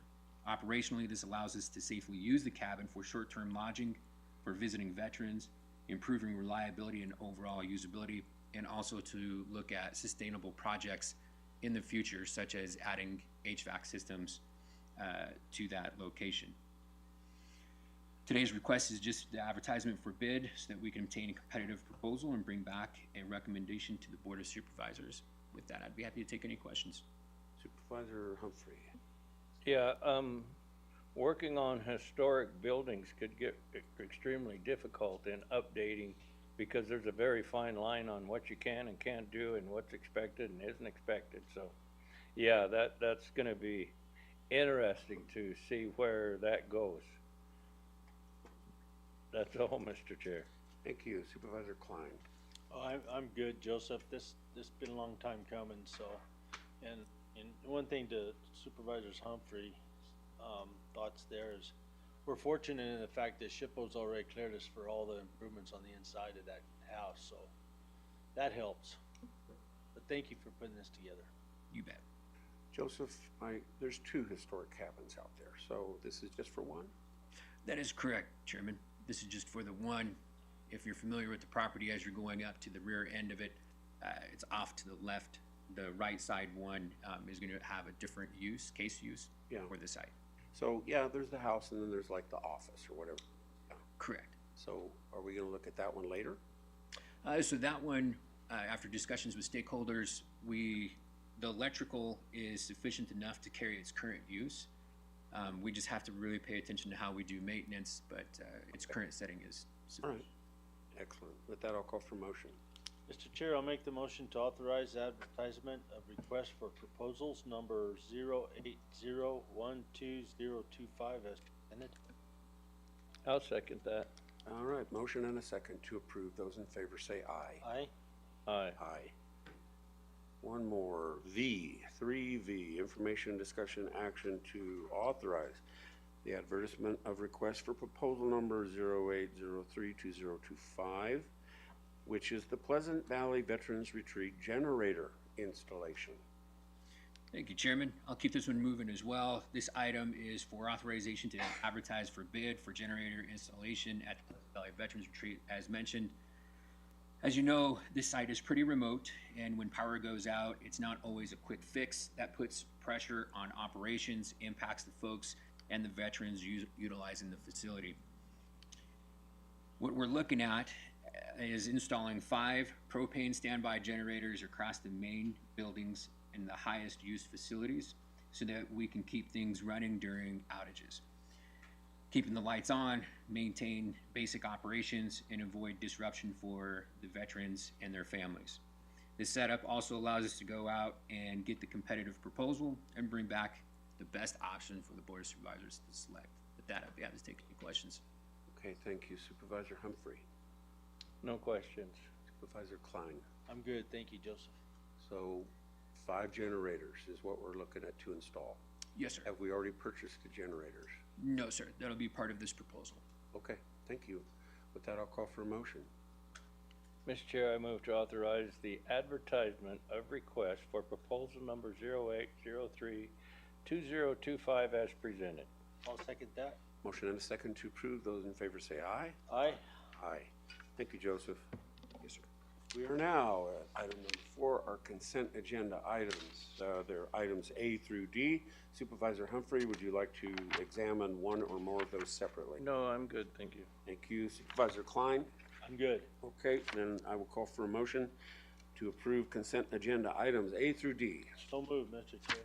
I'll second it. Motion and a second to approve. Those in favor say aye. Aye. Aye. Aye. Call to the public, item number 5. Tyler, do we have anyone in the public that wishes to speak to the board? No, sir. Okay, thank you. Cassandra? Yes, sir. You do? Well, now that's a development. I don't know what to do. So he didn't provide any contact information, but his name is Jason Jason Thompson. Thompson. Okay. I'm proposing a citywide investigation into the rise in chicken hawk activity. I'm pretty sure they're coordinating on the roofs, and I'm sure they're up to no good. Justice for the chickens. Okay. That's my call to the public. All right. Thank you. No response. Anyone here in Globe that wishes to speak to the board? How many do we have on the internet today? We have 52. 52. Thank you. Let's do our summary of current events. Mr. Manlove. Nothing further today, Mr. Chairman. Okay. Supervisor Humphrey. Yeah, I do have current events and held a Tono Basin community meeting on the 7th at 5:30, held a team meeting with county manager, deputy county manager, finance, facilities, health and community development directors on the 8th, attended a Lincoln Day dinner on the 10th, held a Gila community meeting on the 11th, held a Roosevelt community meeting on the 13th, attended a plan for ADOT listening tour, Globe Miami meeting on the 13th, was on KQSS on the 13th, and James, I'm surprised you didn't have a deal on this one, attended a collaboration flood disaster action plan meeting on the 15th. That was with the town of Globe, town of Miami, and the mines, and Gila County, and they're wanting to put together all of us to approve being together to go forward and create a plan for what we're going to do for an action plan for actually future flood events.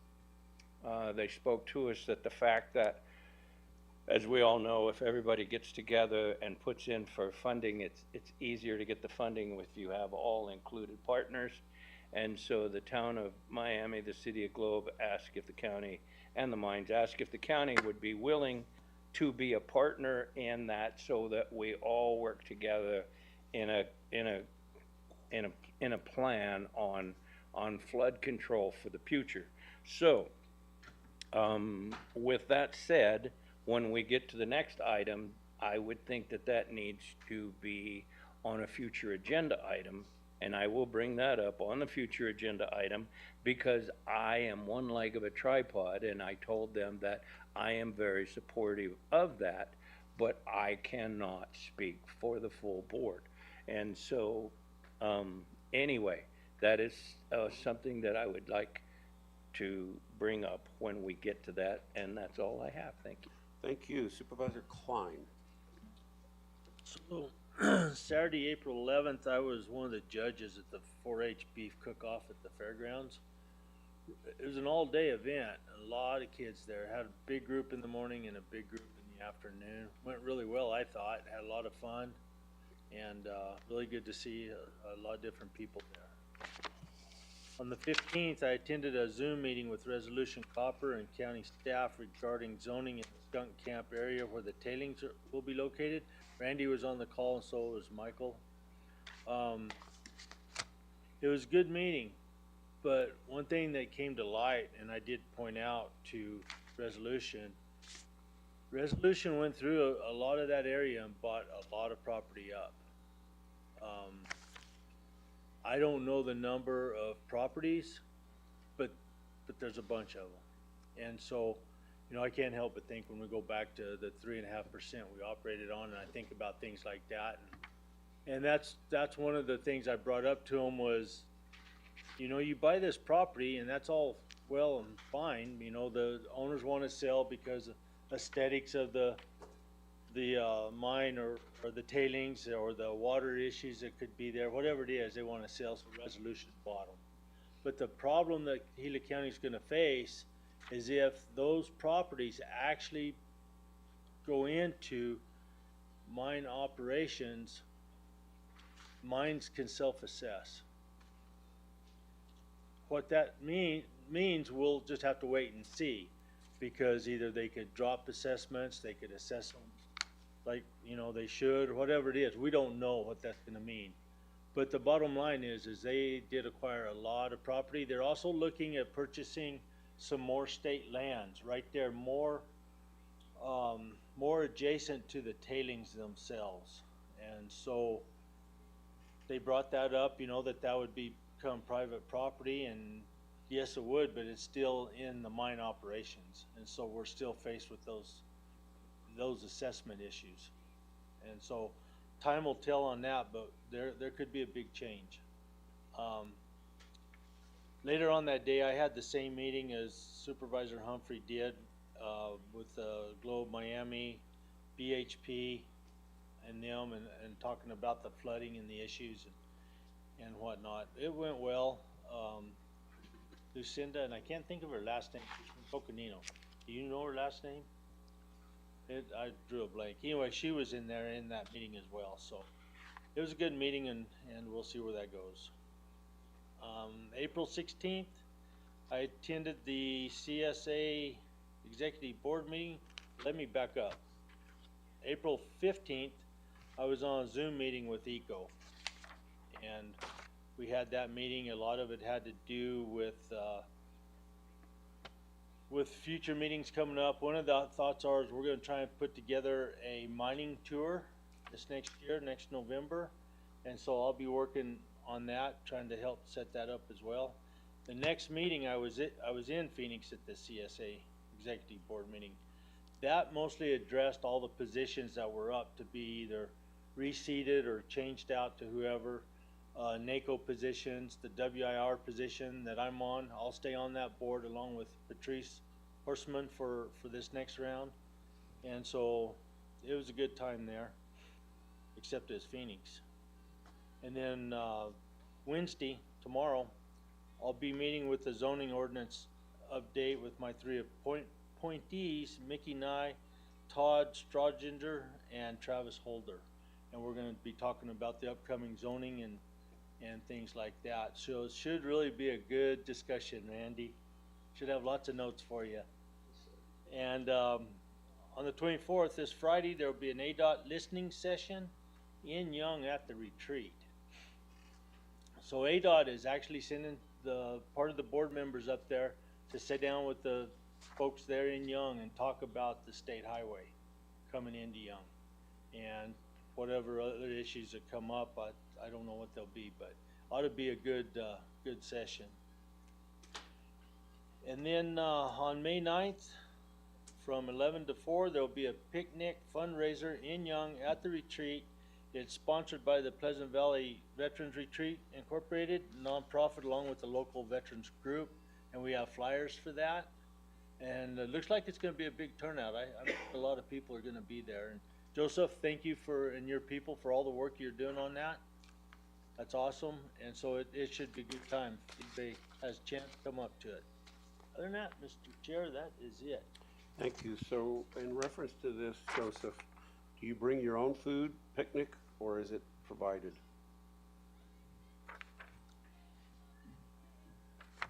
Picnic sounds like you bring your own.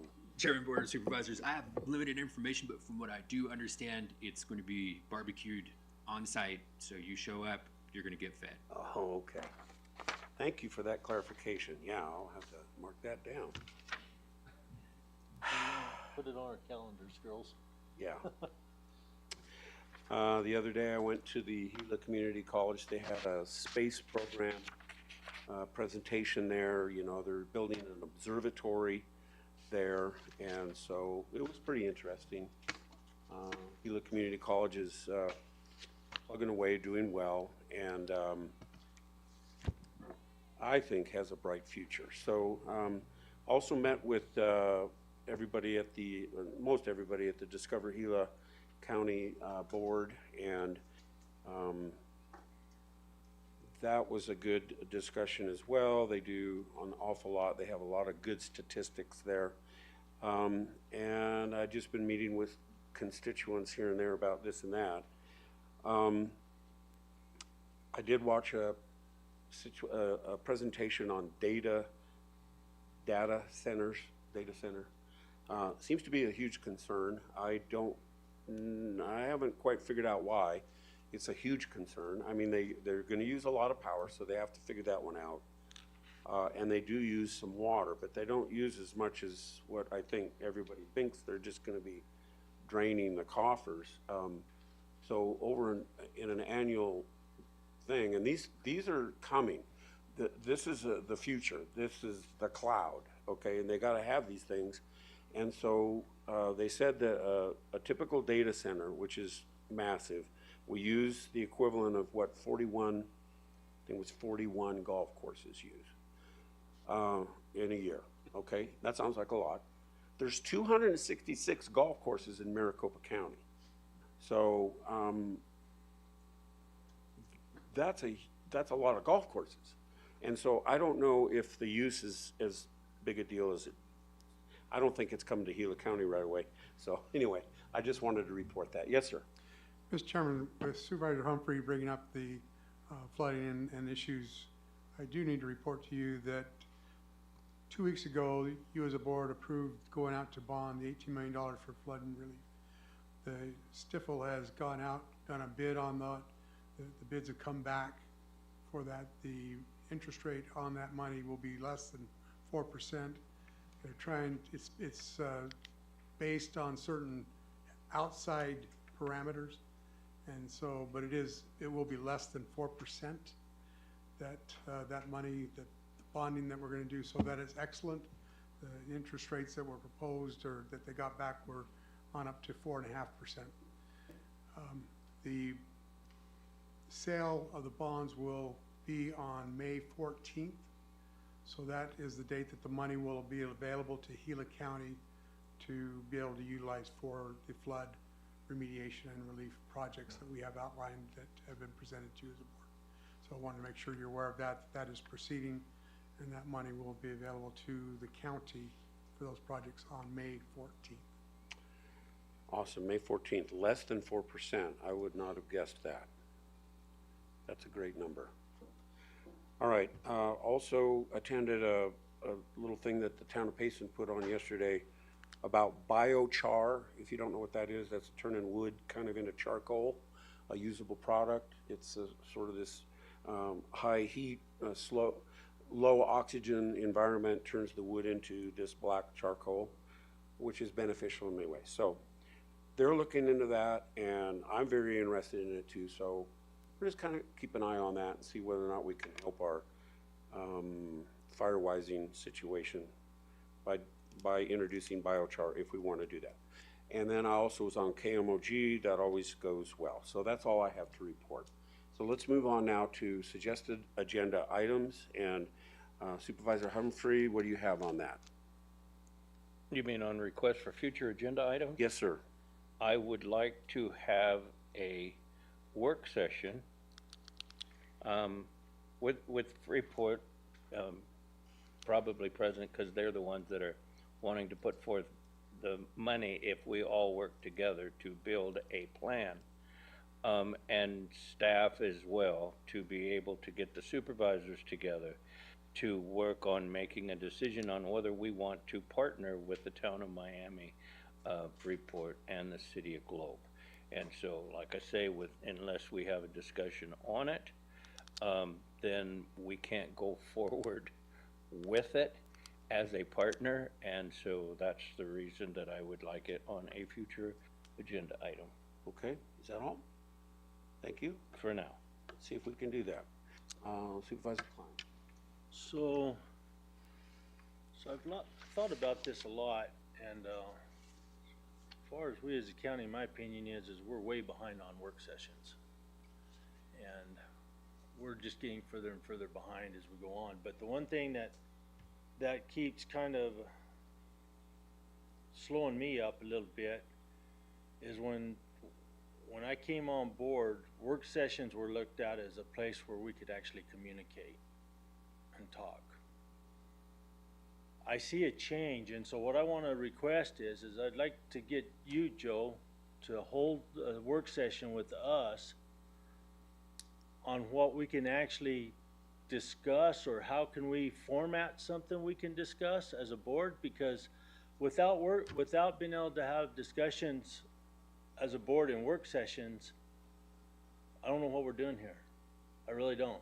And, and I hate to get pissed off every time you shut me down on stuff like that, when I think in my mind that it's legitimately good to go. So I would like to ask sometime that you guys put on a session for us that explains. I'm not interested in opinions, I'll be honest with you. I'm interested in black and white. What is it we can do to communicate as a board in work sessions and get things done? If I may, I don't think we you have one can. coming up next. We have one coming up next time, and here we're cooperating, but. I know, see, so that's the same thing as I was trying to do the other day, but I'd like to see something brought out, maybe, I don't know what it is, but I'm getting to the point where I'm feeling like we're getting pinched down further and further to where I really don't know why we're sitting here. Thank you. Mr. Chairman, Supervisor Klein, yes, the Board of, the Gila County Attorney's Office will work on a presentation to cover open meeting law and the types of discussions that the board can enter into. But it has always been, at least my impression, that during work sessions, that is a time when the board can enter into discussions freely among yourselves and with staff, so that staff has some direction from the board. And we've participated in a number of work sessions where that has occurred regarding the fairgrounds and a few other things. It's just that you can't take any action during a work session. You can discuss them freely. So we will clarify that during a presentation on the open meeting law. And I'll work with the county manager and clerk to see if maybe you want that scheduled on a day other than a regular board meeting date, if that suits the supervisors. One thing I'd like to make sure that the general public has a chance at listening in on this, because I get a lot of questions like, why can't you guys do this? Well, where do you want me to start? And so as work sessions go, Joe, I have been shot down in work sessions. And one of the things that I do know is we may be discussing a topic that leads into something else, and when I bring that up, I get shot down. And so I know that there's other councils and stuff that have agenda items on there to kind of cover things to where you can visit, but Mr. Chairman, Supervisor Klein, we'll work on that, and when those are scheduled, then we will work with the clerk of the board to make sure that the agenda items are worded so that it allows some discussion interplay as the board chooses to vote to approve or disapprove any particular item. Thank you, Joe. But we'll work to give you as much flexibility as the Arizona open meeting law allows. That would help. We'll call it a work session on whatever you want to say. But I do realize we have to stay within parameters, so just help clarify that. That'd be great. Will do. And Macy, you help us out.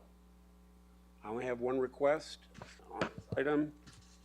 Discover Gila County wanted to do a presentation, Mr. Menlove, on May 19th meeting.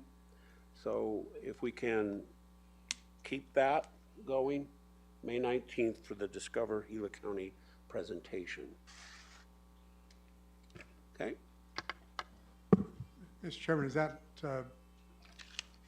okay, never mind, it's just a presentation to the board in a It is. regular meeting. I think it's a presentation, and they're anticipating May 19th, and so I'd like to just have some solidness to that so that they're prepared.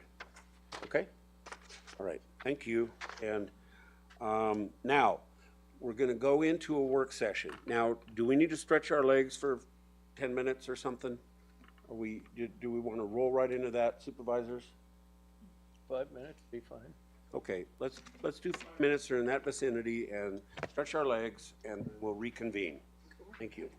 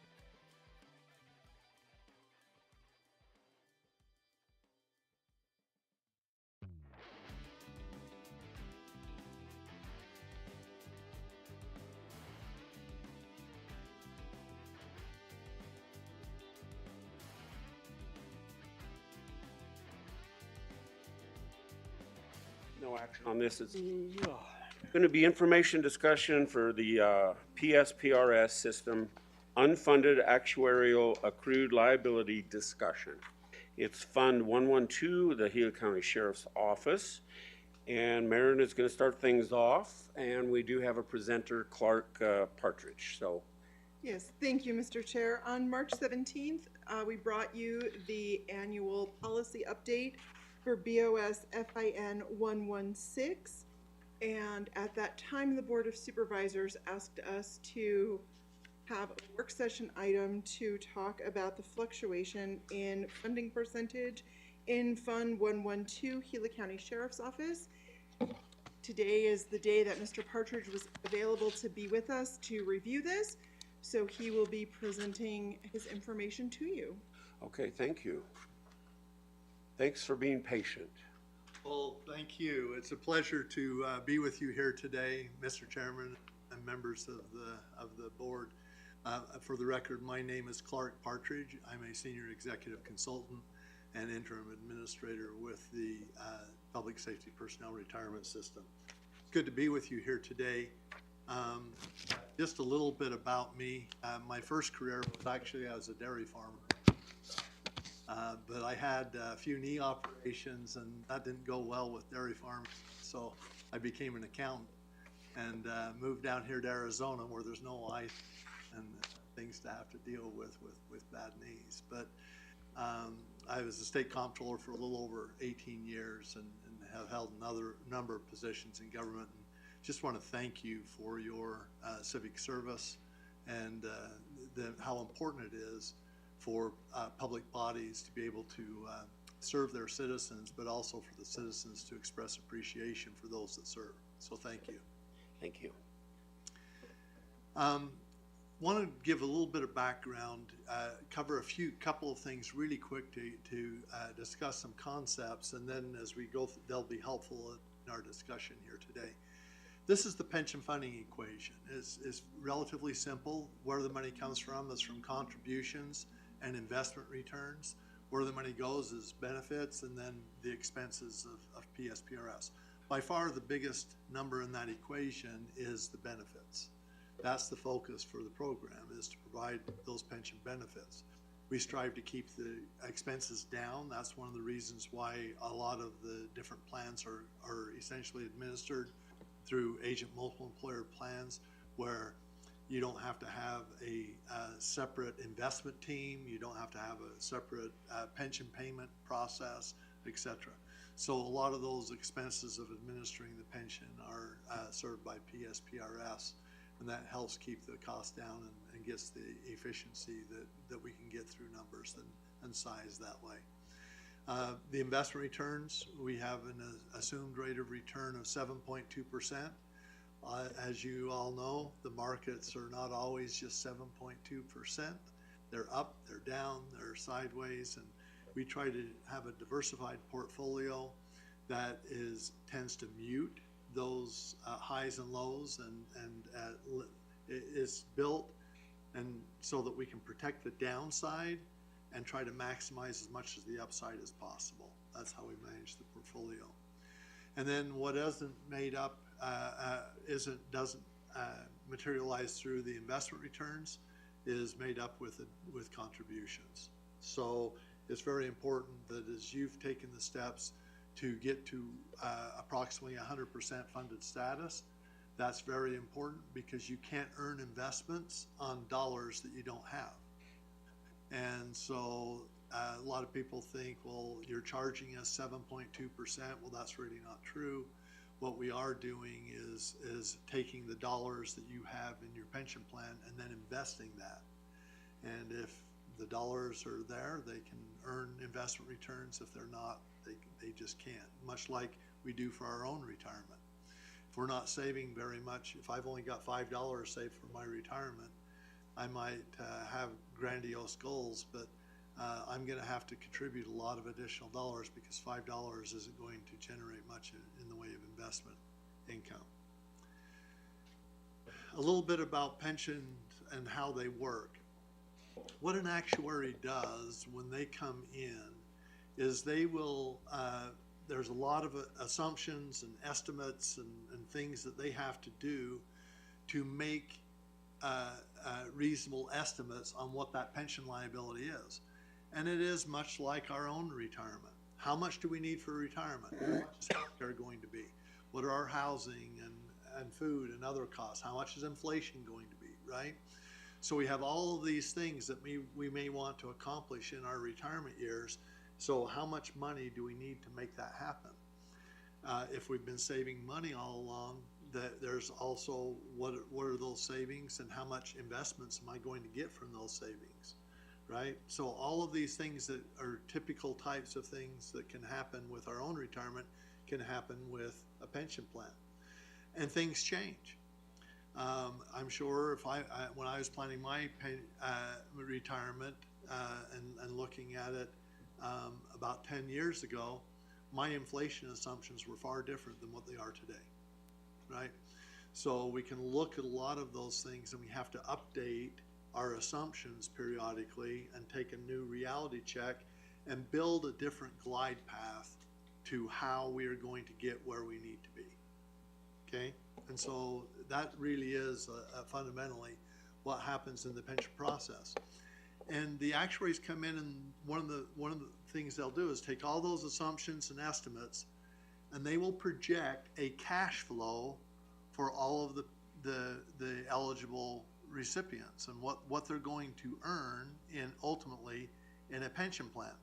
You know, they have to make estimates for how long people are going to work, what type of earnings are they going to have through their career, when are they actually going to retire, how long are they going to live, etc., right? So all of those assumptions, but they will project out that future cash flow into the future, and then they will discount that cash flow at the same rate of return as our investment rate, which is 7.2%. And that 7.2% gets to a present value of benefits. And essentially what that is if you had that much in cash and we earned 7.2% in investment returns going into the future, you would have enough in cash to be able to take care of all of those benefits. It'd be fully funded. Now we know that investment returns go up and down, and not everything is in a perfect world. And because reality almost always differs from what our estimates are, there's going to be things that work out differently and will need to be course corrected. We do those course corrections each year when we do an actuarial valuation. So all of that information that we've learned on the differences between reality and what the assumptions were are taken into account by the actuaries, and then they make revised estimates, essentially develop a new glide path to what needs to be done to provide for those benefits. Now, of that present value of benefits, what the actuaries will do is they will come in and break that up into a couple of pieces. There's the amount that the employees have earned up to that point. So if I'm a sheriff officer and a deputy, and I've worked for 15 years, and the actuary is estimating that I'm going to work till 25 years, the 15 years would be what I've earned of that salary to date. The 10 years is what I'm going to earn in the future as I work. So the actuaries would take that 25-year benefit estimate and that cash flow, and they would break that up into how much has been earned as of the actuarial valuation date. June 30, 25 is the most recent valuation, and how much is going to be in the future. And that breaks that down into the future is what's paid through the normal cost contributions, and the actuarial accrued liability would be, well, that's how much assets I should have, as well as the liability to be 100% funded at that point. If the assets are a little less than that, to the extent that they're less, there's going to be an unfunded liability. That unfunded liability is going to be amortized over a period of 15 years, and that by amortizing that over 15 years, it spreads that out so it doesn't have a huge impact on your contribution rates, which impacts your budget. right? So a lot of the things that the actuaries will do, both whether it's the amortization of the unfunded liability or the amortization of some of the gains and losses from the volatility of the investments, all of those things are designed to help spread those things out over time and minimize the volatility to the contribution rates, which minimizes the volatility impact on your budget. Okay?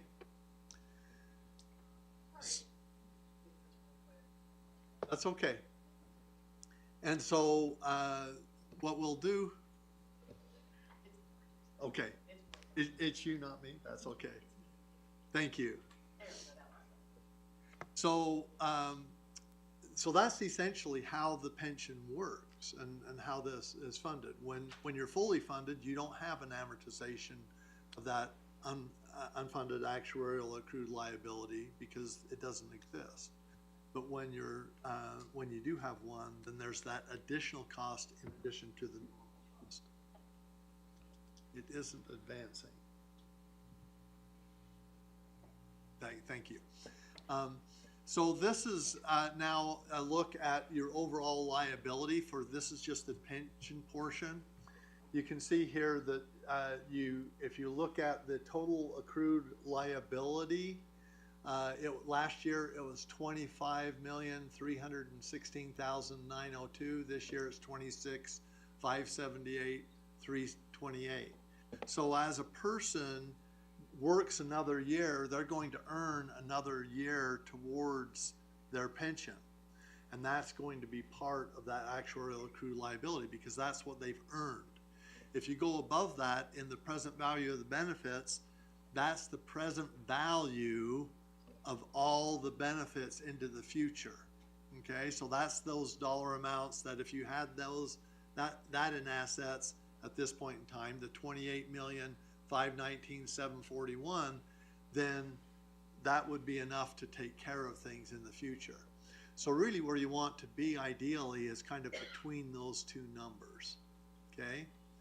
And that's where you had been last year. This year you're not. We'll talk about that in a little bit. But what I want to talk about here in your report, look at the actuarial present value of benefits. It also gives you the information broken down, how much of that is due to the retirees and their beneficiaries, their surviving spouses or others. There's people who are in drop right now. When somebody goes into drop, we calculate their retirement benefits and we pay that retirement benefit. It just goes into a drop account earning interest rather than get paid directly to the individual. But it's essentially the same as a retirement payment. There are vested individuals that have vested and that no longer work for you, but will have a right to retire sometime in the future. And then of course you have the active member population. These are active employees. And each of those added up together is what makes up that present value of benefits. You can also look and see that the assets are actually a little bit lower than the actuarial accrued liability. So that's 26.2 million versus about 26.6 million. And so that leaves you with an unfunded actuarial accrued liability of $375,000. Last year you were overfunded a bit.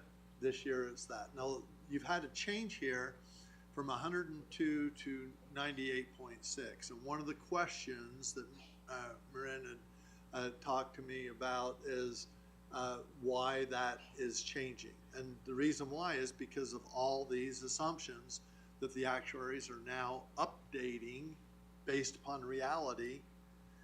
And those updates are just now, they calculate a new estimate. And it's much like in your budget forecast. At the beginning of the year, you'll adopt a budget. As you go throughout the year, things don't work out exactly how you budgeted for them before the year started. Reality of life happens, right? And so you have to manage those things to kind of, and sometimes you have to adjust budgets. Sometimes you don't spend all the money. Sometimes you have other needs where there's bigger needs than what you'd originally budgeted. But all those different types of things are adjusted as you come back and revisit the budget throughout the year. In the pension world, it's not a month-to-month thing. It's really year-to-year, and it's over a much longer duration because we're talking, we manage pensions over a 20, 30, 40, 50-year time frame, or even more. Because from the time a officer may come, a deputy may start in this plan, they might be 20-something years old, and they may live to be 80, 90, right? So that's a long time frame that you have to manage the liability for one of those individuals. Could you advance that for me? Thank you. So as we look at this, if we look at this is a breakout that kind of shows there are certain line items that we break out that help try to explain the change on the contribution rate and the change on the pension funded status.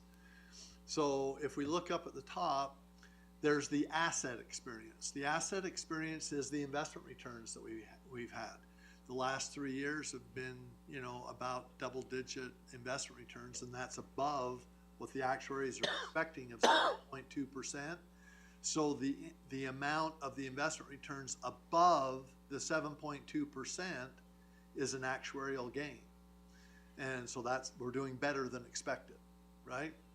Now, if we were less than 7.2%, we could still have, let's say, a 5% investment return. We still made money, but we didn't make as much as what the actuaries were expecting. So that's an actuarial loss, okay? So we have these actuarial gains and losses. Doesn't mean necessarily that we lost money on investments, but we may have made either more or less than what the actuaries were expecting. So because that is more, we amortize those over a 7-year period of time, and cumulatively those are helping to, we have more gains than losses in that pipeline, and we'll talk about that in a little bit, but that's bringing down your contribution rate and it's increasing your funded status. The liability experience, that's where the actuaries come in and assess the salary increases, and they compare them to whether those salary increases are higher or lower than what they expected. Now keep in mind, when they're doing their actuarial evaluations, they're looking at things over longer periods of time. They're not looking at it from year to year. But every 5 years, we come back in and do an experience study. And we check to make sure that the assumptions are roughly tracking approximately with what we need to be doing.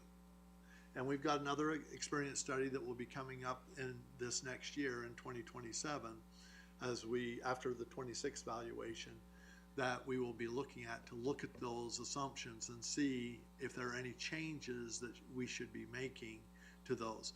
Because it's just like landing the airplane. When you're coming into flying in, if the airplane is coming into Phoenix, they don't come in and just land it from 30,000 feet down to zero, right? They're on a glide path. And they're not always on a perfect glide path. There are turbulence. There are things that they would need to go through. They may go around a thunderstorm rather than through it, right? So as they do that, they need to course correct and get back on the glide path that they need to be on to safely land the plane. That's essentially the same concept that the actuaries are doing as they go through this. The other ones here quickly, additional contributions. You had those in previous years. You didn't have any this year. Assumption method changes. There wasn't anything there that affected you. And then there's the compensation limit update. That was really on tier 3. Didn't affect your tiers 1 and 2. Then we get to the other category. And the other category is it decreased your funded status about 3.7%. And it literally is, and there's a description on the right there, but it literally is everything else, all the other assumptions. It's if people are living longer than they are expected to live, that's an assumption change. So let's go into the next slide. And in the next slide, we're going to look at a few of those things that are maybe part of that other category. A little bit that's part of the salary increase as well. If you look at the active line, look at the average salary. It went from 93,965 for tiers 1 and 2 to 92,766. So it actually went down. Well, it went down because if you look up in the top, you have 2 less active employees there than what you had the previous year. So some of those probably left the organization, either retired or otherwise, right? So probably were higher salaried individuals and are lower. And keep in mind that that annual average annual salary is not just their base salary.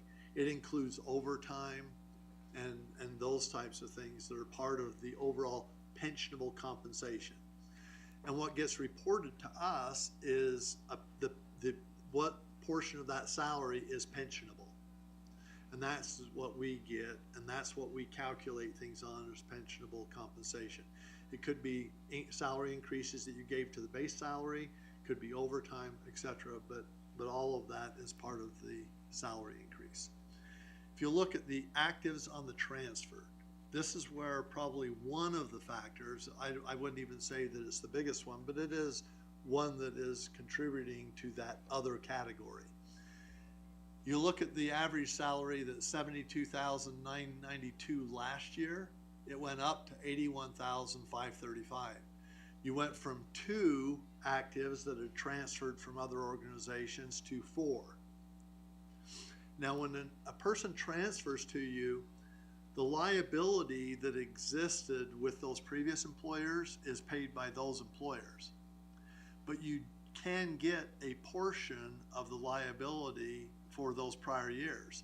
If you give them a salary increase that's higher than their average salary that they earned previously, then that's going to increase their average salary for those. I'll just use in my example, as I talked about before, if they had earned 15 years of service with somebody else, and now they're coming in to work for you, if you increase their salary, I'll just use some round numbers, if it went up by $15,000 and that happened to increase their average salary by $1,000 per year, okay, of that, or $1,000 for the average salary, then that $1,000 for those 15 years of service would increase your liability.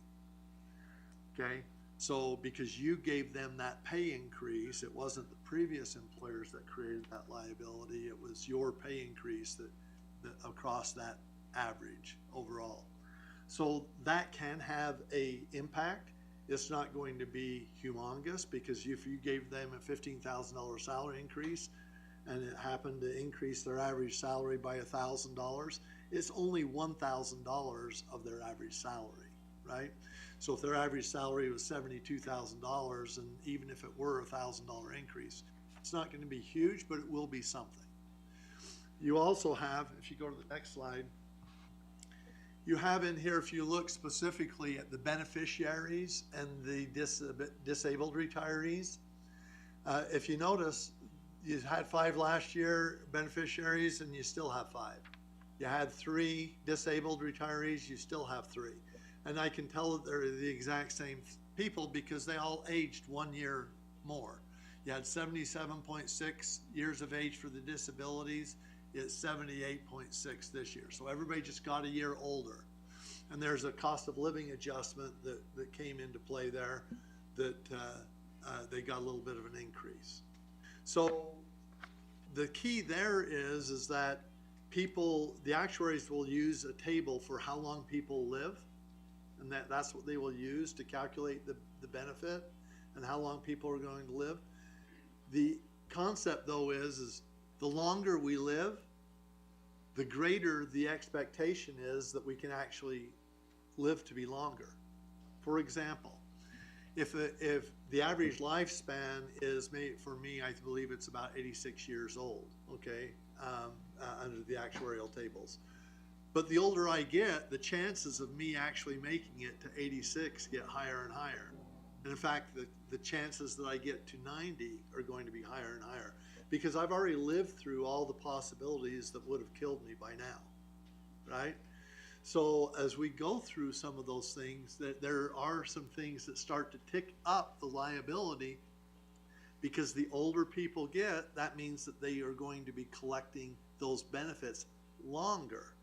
If they collect the benefits longer, then the actuaries need to adjust their estimates for how long they're going to be receiving those benefits.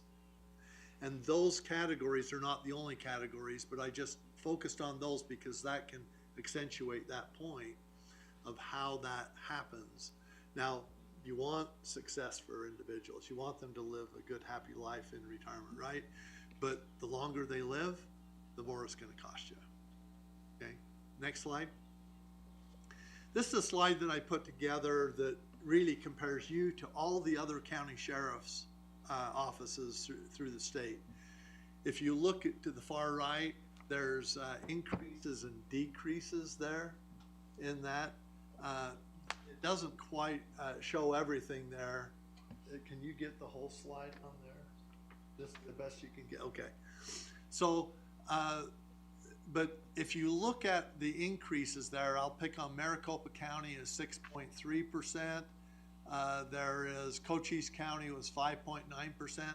But everybody that increased 5% or more from the previous year also paid additional contributions in that year. So the thing that made them increase their funded status more significantly than everybody else on the list was that they made additional contributions to put in additional dollars beyond just what the actuaries assumed.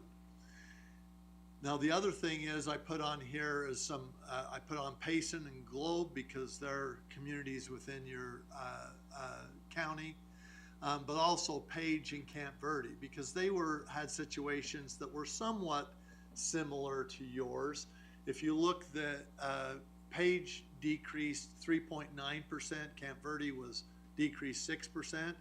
In both of their situations, they vacillated more than you did, but in their situations, it was also mostly this other category that caused these adjustments. And it's just everything else taken collectively. Now, sometimes what makes all of those things happen is that everything is moving together in the same direction.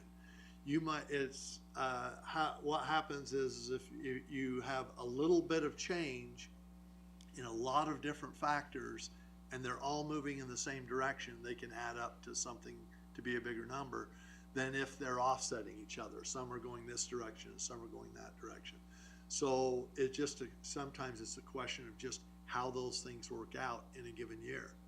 But you can see that there are other categories and other officers, there are offices, sheriff offices, they were going up or down or in different directions.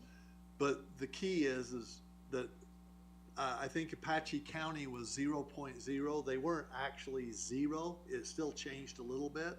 It's just not as much as everybody else. But a pension is never a set it and forget it thing. It's always going to be some degree of volatility and change from those assumptions and estimates, okay? Because life always turns out different than what we plan. Next slide.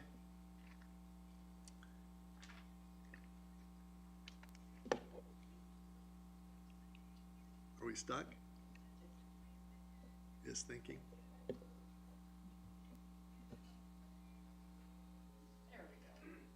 Thank you. So real quick, this is your contribution rates. This is what some of the, and I'll tie that to a couple things. If you look, the normal costs up here, the normal cost area, that's the 9.13% is the net normal cost, which is the 16.78% of the normal cost. That's what the actuaries are projecting for the future benefits that are going to be earned by officers as they work in the future, is what that represents, and that's by far the vast majority of your contribution. If you take the normal cost, the actuaries actually calculate that normal cost to be $302,529, and that's just an estimate. They divide that by your underlying payroll, that $1,789,000 at the bottom, of the page right there, and they get 16.78%. That becomes the percentage. Subtract out the employee portion of the cost, and then that gives you the employer portion. And then you have your unfunded liability. We'll get to the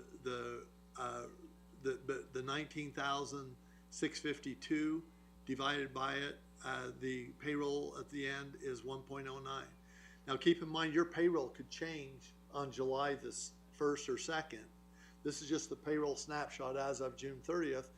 And again, the actuarial valuations are intended to be directionally correct.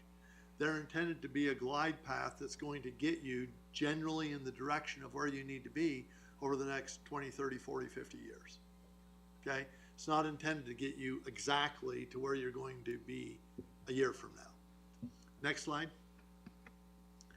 This is the amortization of the unfunded liability. The total of that is $375,000, like it was on the other page.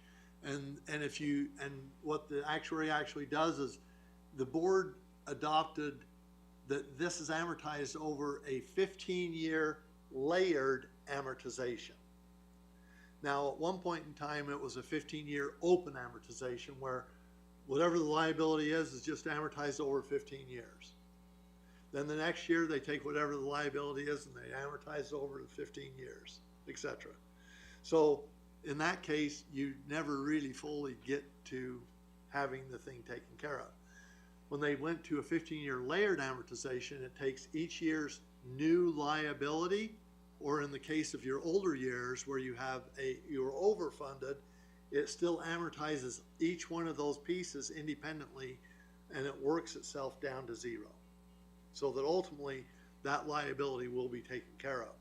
But that doesn't mean that you can't have a new liability created in the future or have a gain, if you will, where you no longer have an unfunded liability in the future.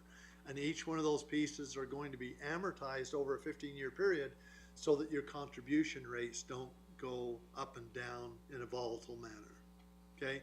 Which really impacts your budget. So the next one. This is a slide that really shows the investment returns and the gains and losses up in B. This is all of your assets are shown over here in the employer column, and the total is all of PSPRS tiers 1 and 2.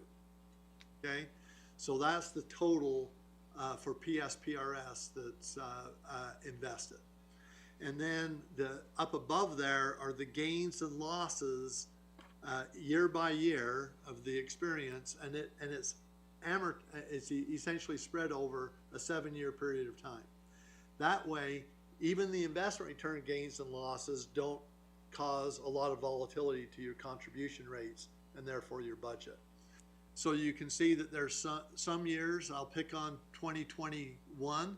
2021 was our highest ever investment returns that we've ever had as a system. We had 27.8% investment returns. The next year, the market corrected. We lost 4.04%. Lost money. Now, we weren't as bad as the S&P 500 or those that lost 15 to 17%. Because we have a diversified portfolio that protects that downside. But we also didn't get as much as the 35% the previous year when the S&P 500 was up. So we tend to be more in the middle of those extremes in the market. But that protects the losses. But that 4.04% was a miss. The actuaries were expecting 7.2. So that's an 11+% miss on an actuarial basis. So in 2022, that's a loss of $204 million. Not quite as much as what we had gained the previous year, but it's still fairly significant.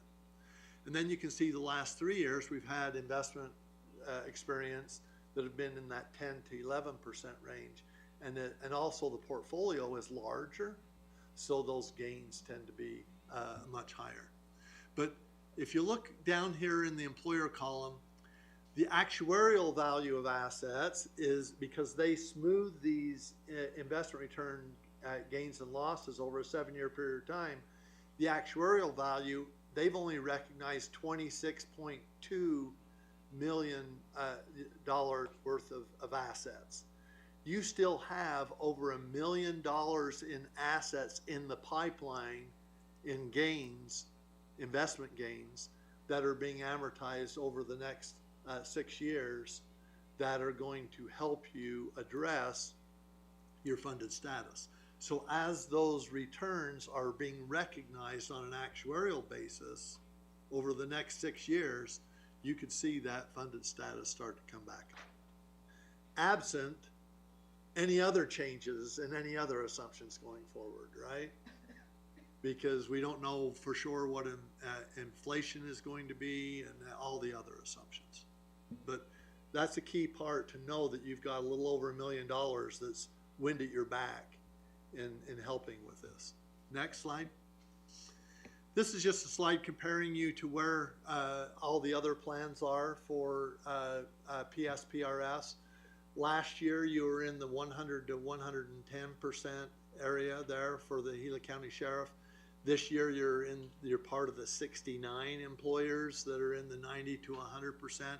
You're more towards the top end of that range, but that's normal to be able to vacillate and move like we had on that chart that showed all the other county sheriffs and those 4 other cities. It's very reasonable to see something that's going to move from 3 to 6% in that range, and that can go up or down with all of these differences from what the assumptions are. Next slide. This is just a page in the contribution. You need to probably look at your funding objectives. One of the things that I would encourage you to do is look at your funding objective. I don't know how your funding objective is specifically written, and we could look at that and help you with that. That's what I'm here for. But as you look at your funding objective, if you needed to get to 100% right away, if that was your pleasure, then what you would need to do is take care of that 300. This really looks at what would an additional contribution at June 30 of 25 have been, and what difference would it make to your funded status and your contribution rate. Obviously, if you're at $375,000 unfunded liability, if you contributed $300,000, it wouldn't quite get you to 100%. And so you would still have an unfunded liability a little bit more than the normal cost.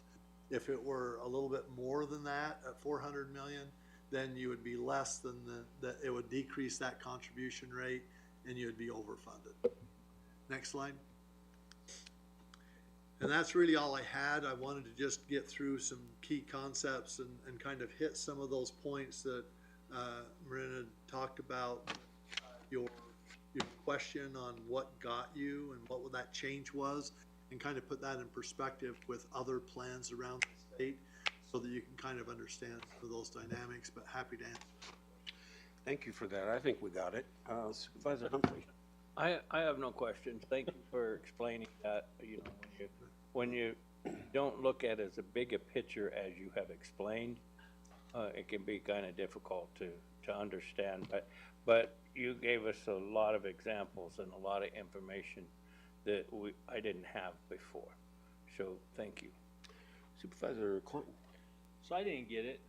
I'll be straight up with you. I still, when you look at our unfunded part of it, what was it, 500,000? Yes. Right now? So my question. 375,000. Okay, 375.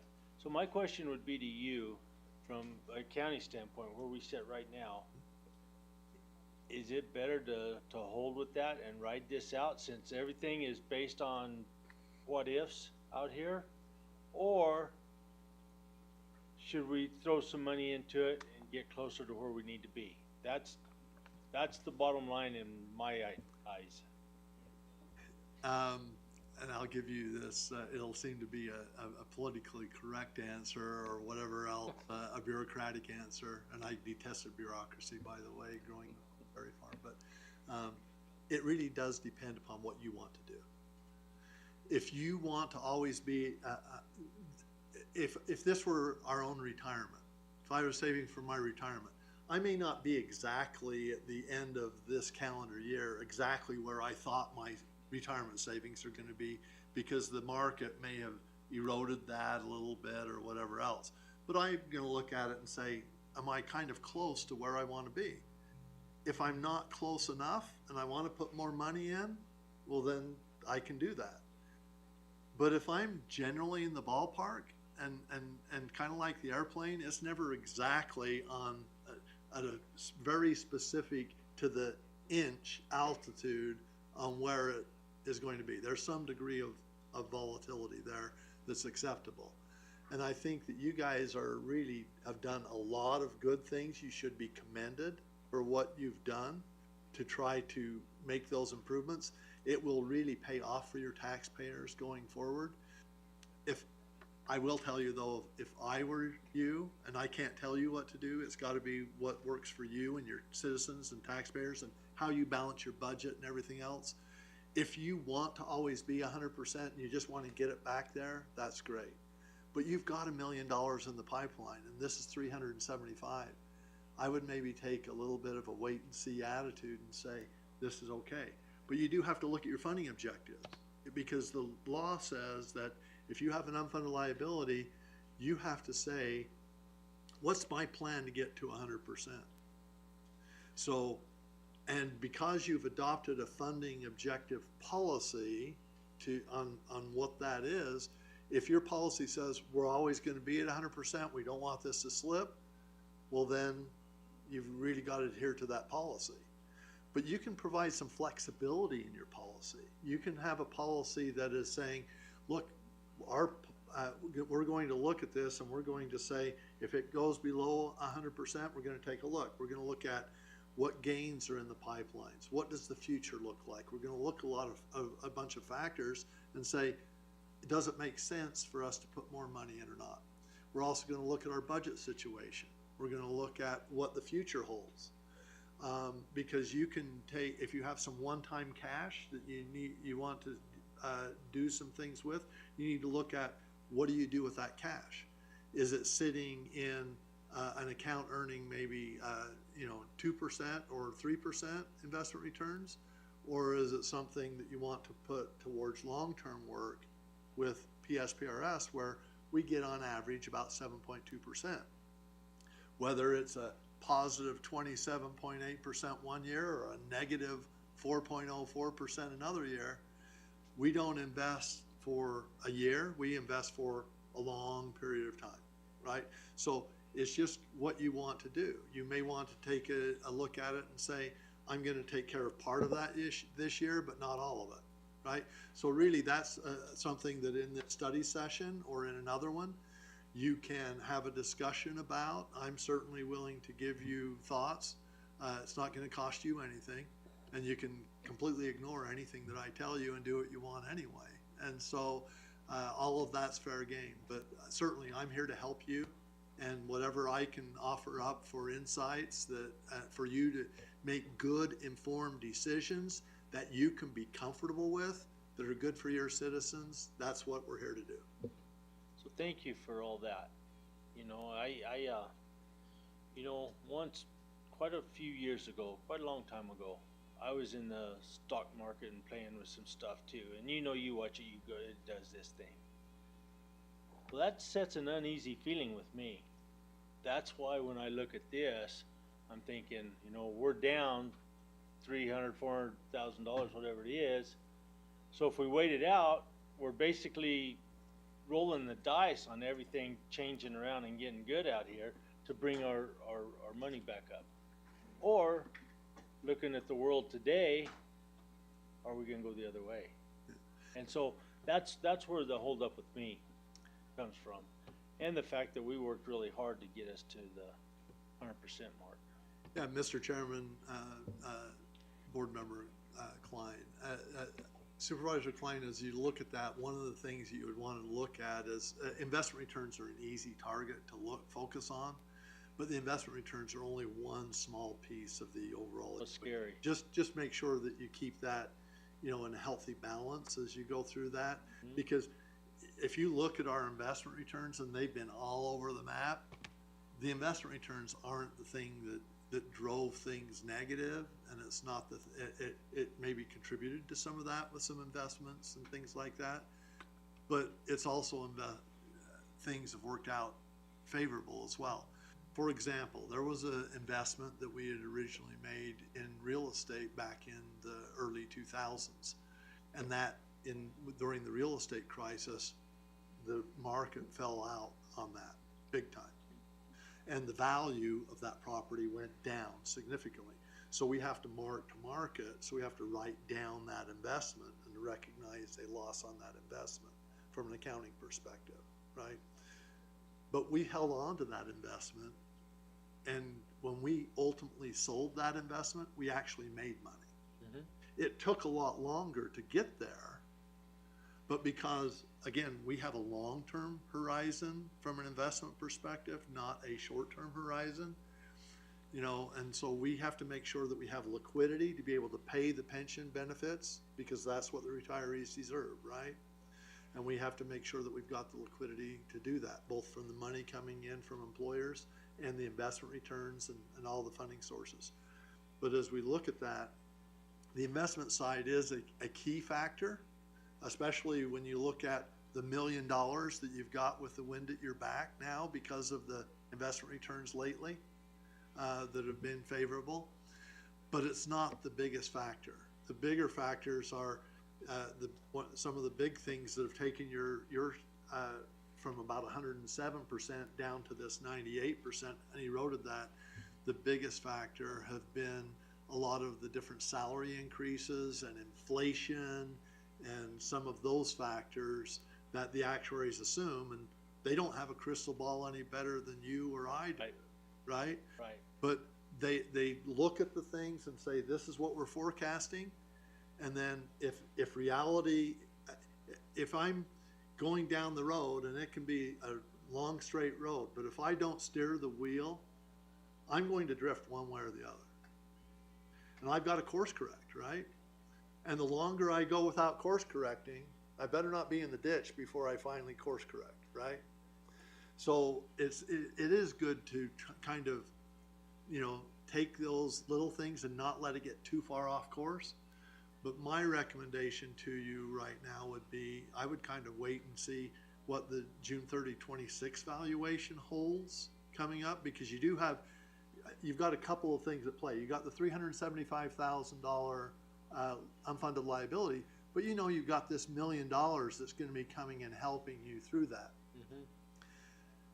Now, we could have a downturn in the market. We've had a couple of those doozies this year, right? I mean, if you don't only have to go back to March 31st, the market was down huge. Now, we don't have all of our money in the market. We've got it in a diversified portfolio, but there's about 25% of it that's in the market, right? And different types of companies that diversify in and of itself there.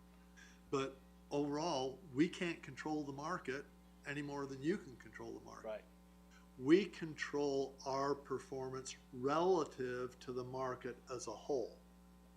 So we try to control where do we position ourselves relative to the whole market and that type of thing.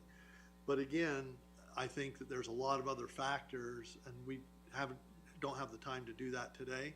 But if you want, we could potentially try to provide you with some additional information on. I just lean on Maren. You know, do we have any money today or not? Thank you for all that. You're welcome. Yeah, thank you, Mr. Partridge. I got a couple things out of your presentation, which was very good, very thorough, more numbers than I've ever seen. Sorry. Okay. And what I seem to understand is that you're saying that we are already funded beyond the 100%. Well, we have a $1 million market value. If you look at the market value of assets as of June 30, 25, what they were in the market at that point, yes, you were over 100% funded. You went from 103% the previous year on a market value to 102%. Yeah. So it did go down, but it didn't go down nearly as much as the actuarial basis did. And so we can write out this, see, what we were concerned about, and I sort of halfway remember, is that we were $500,000 in excess, and then we shifted about $800,000 to Yeah. the negative. And so, which left us with 370, whatever, that we owe. So we just need to wait that out. The other message I got from you is that there's probably no way that we can really anticipate what the actuarial is going to present year after year. It's so complicated that we can't just say, you know, should we pay some more this year? We don't know. So it's almost better to just wait and see. It depends. Again, if you, like my example of driving down the road, Yeah. there may get to be where you're drifting a little bit.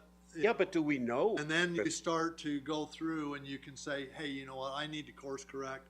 I don't know where I'm going to be 5 miles down the road, but I do know in the next 200 feet, I need to start course correcting to Okay. get back to where I need to be. Okay, and is that something that we monitor, this drifting metaphor? We get the report annually.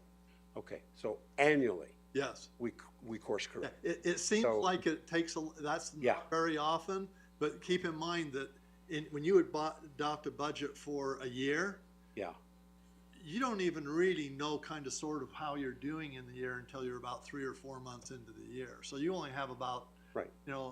8 maybe chances to correct your budget before the end of the year. This you have, it's once a year, but again, you're looking at it's more of a glacial pace, like a glacier, it's 20, 30, 40, 50 years. So you don't want to overreact too soon, but you also don't want to delay action too long. Use time as your friend, not as your foe, right? So it is one of those managing and balancing acts that you have to do. But again, if you were to invest, if you had $26.2 million. If you had $375,000 more, you'd have almost 6, a little less than 6. Those $2 amounts being invested and they get their investment return, they're going to get you approximately the same investment returns. It's not going to be significantly different. What you don't want that is to deteriorate so much that it becomes bigger, and now all of a sudden you have lost investment return opportunities that you have to make up with additional contributions. Yeah. Right? Because the contributions are going to be additional budget dollars that you've got to put in. So sometimes you might want to put in a little bit more dollars now in additional contributions, get the higher investment returns, and have long-term the lowest possible total contributions from your budget that you need. Okay. Okay. There's mud. Very clear. So, anything else? I'm good. I don't have anything else. I appreciate the presentation. You're welcome. Thank you very much. And Thank you. if we need you, we'll call you. Okay. Thank you, sir. Thank you very Yeah, much. thank you. Have a So, great day. You thank too. you. All right. Well, if there's nothing else, then we're adjourned.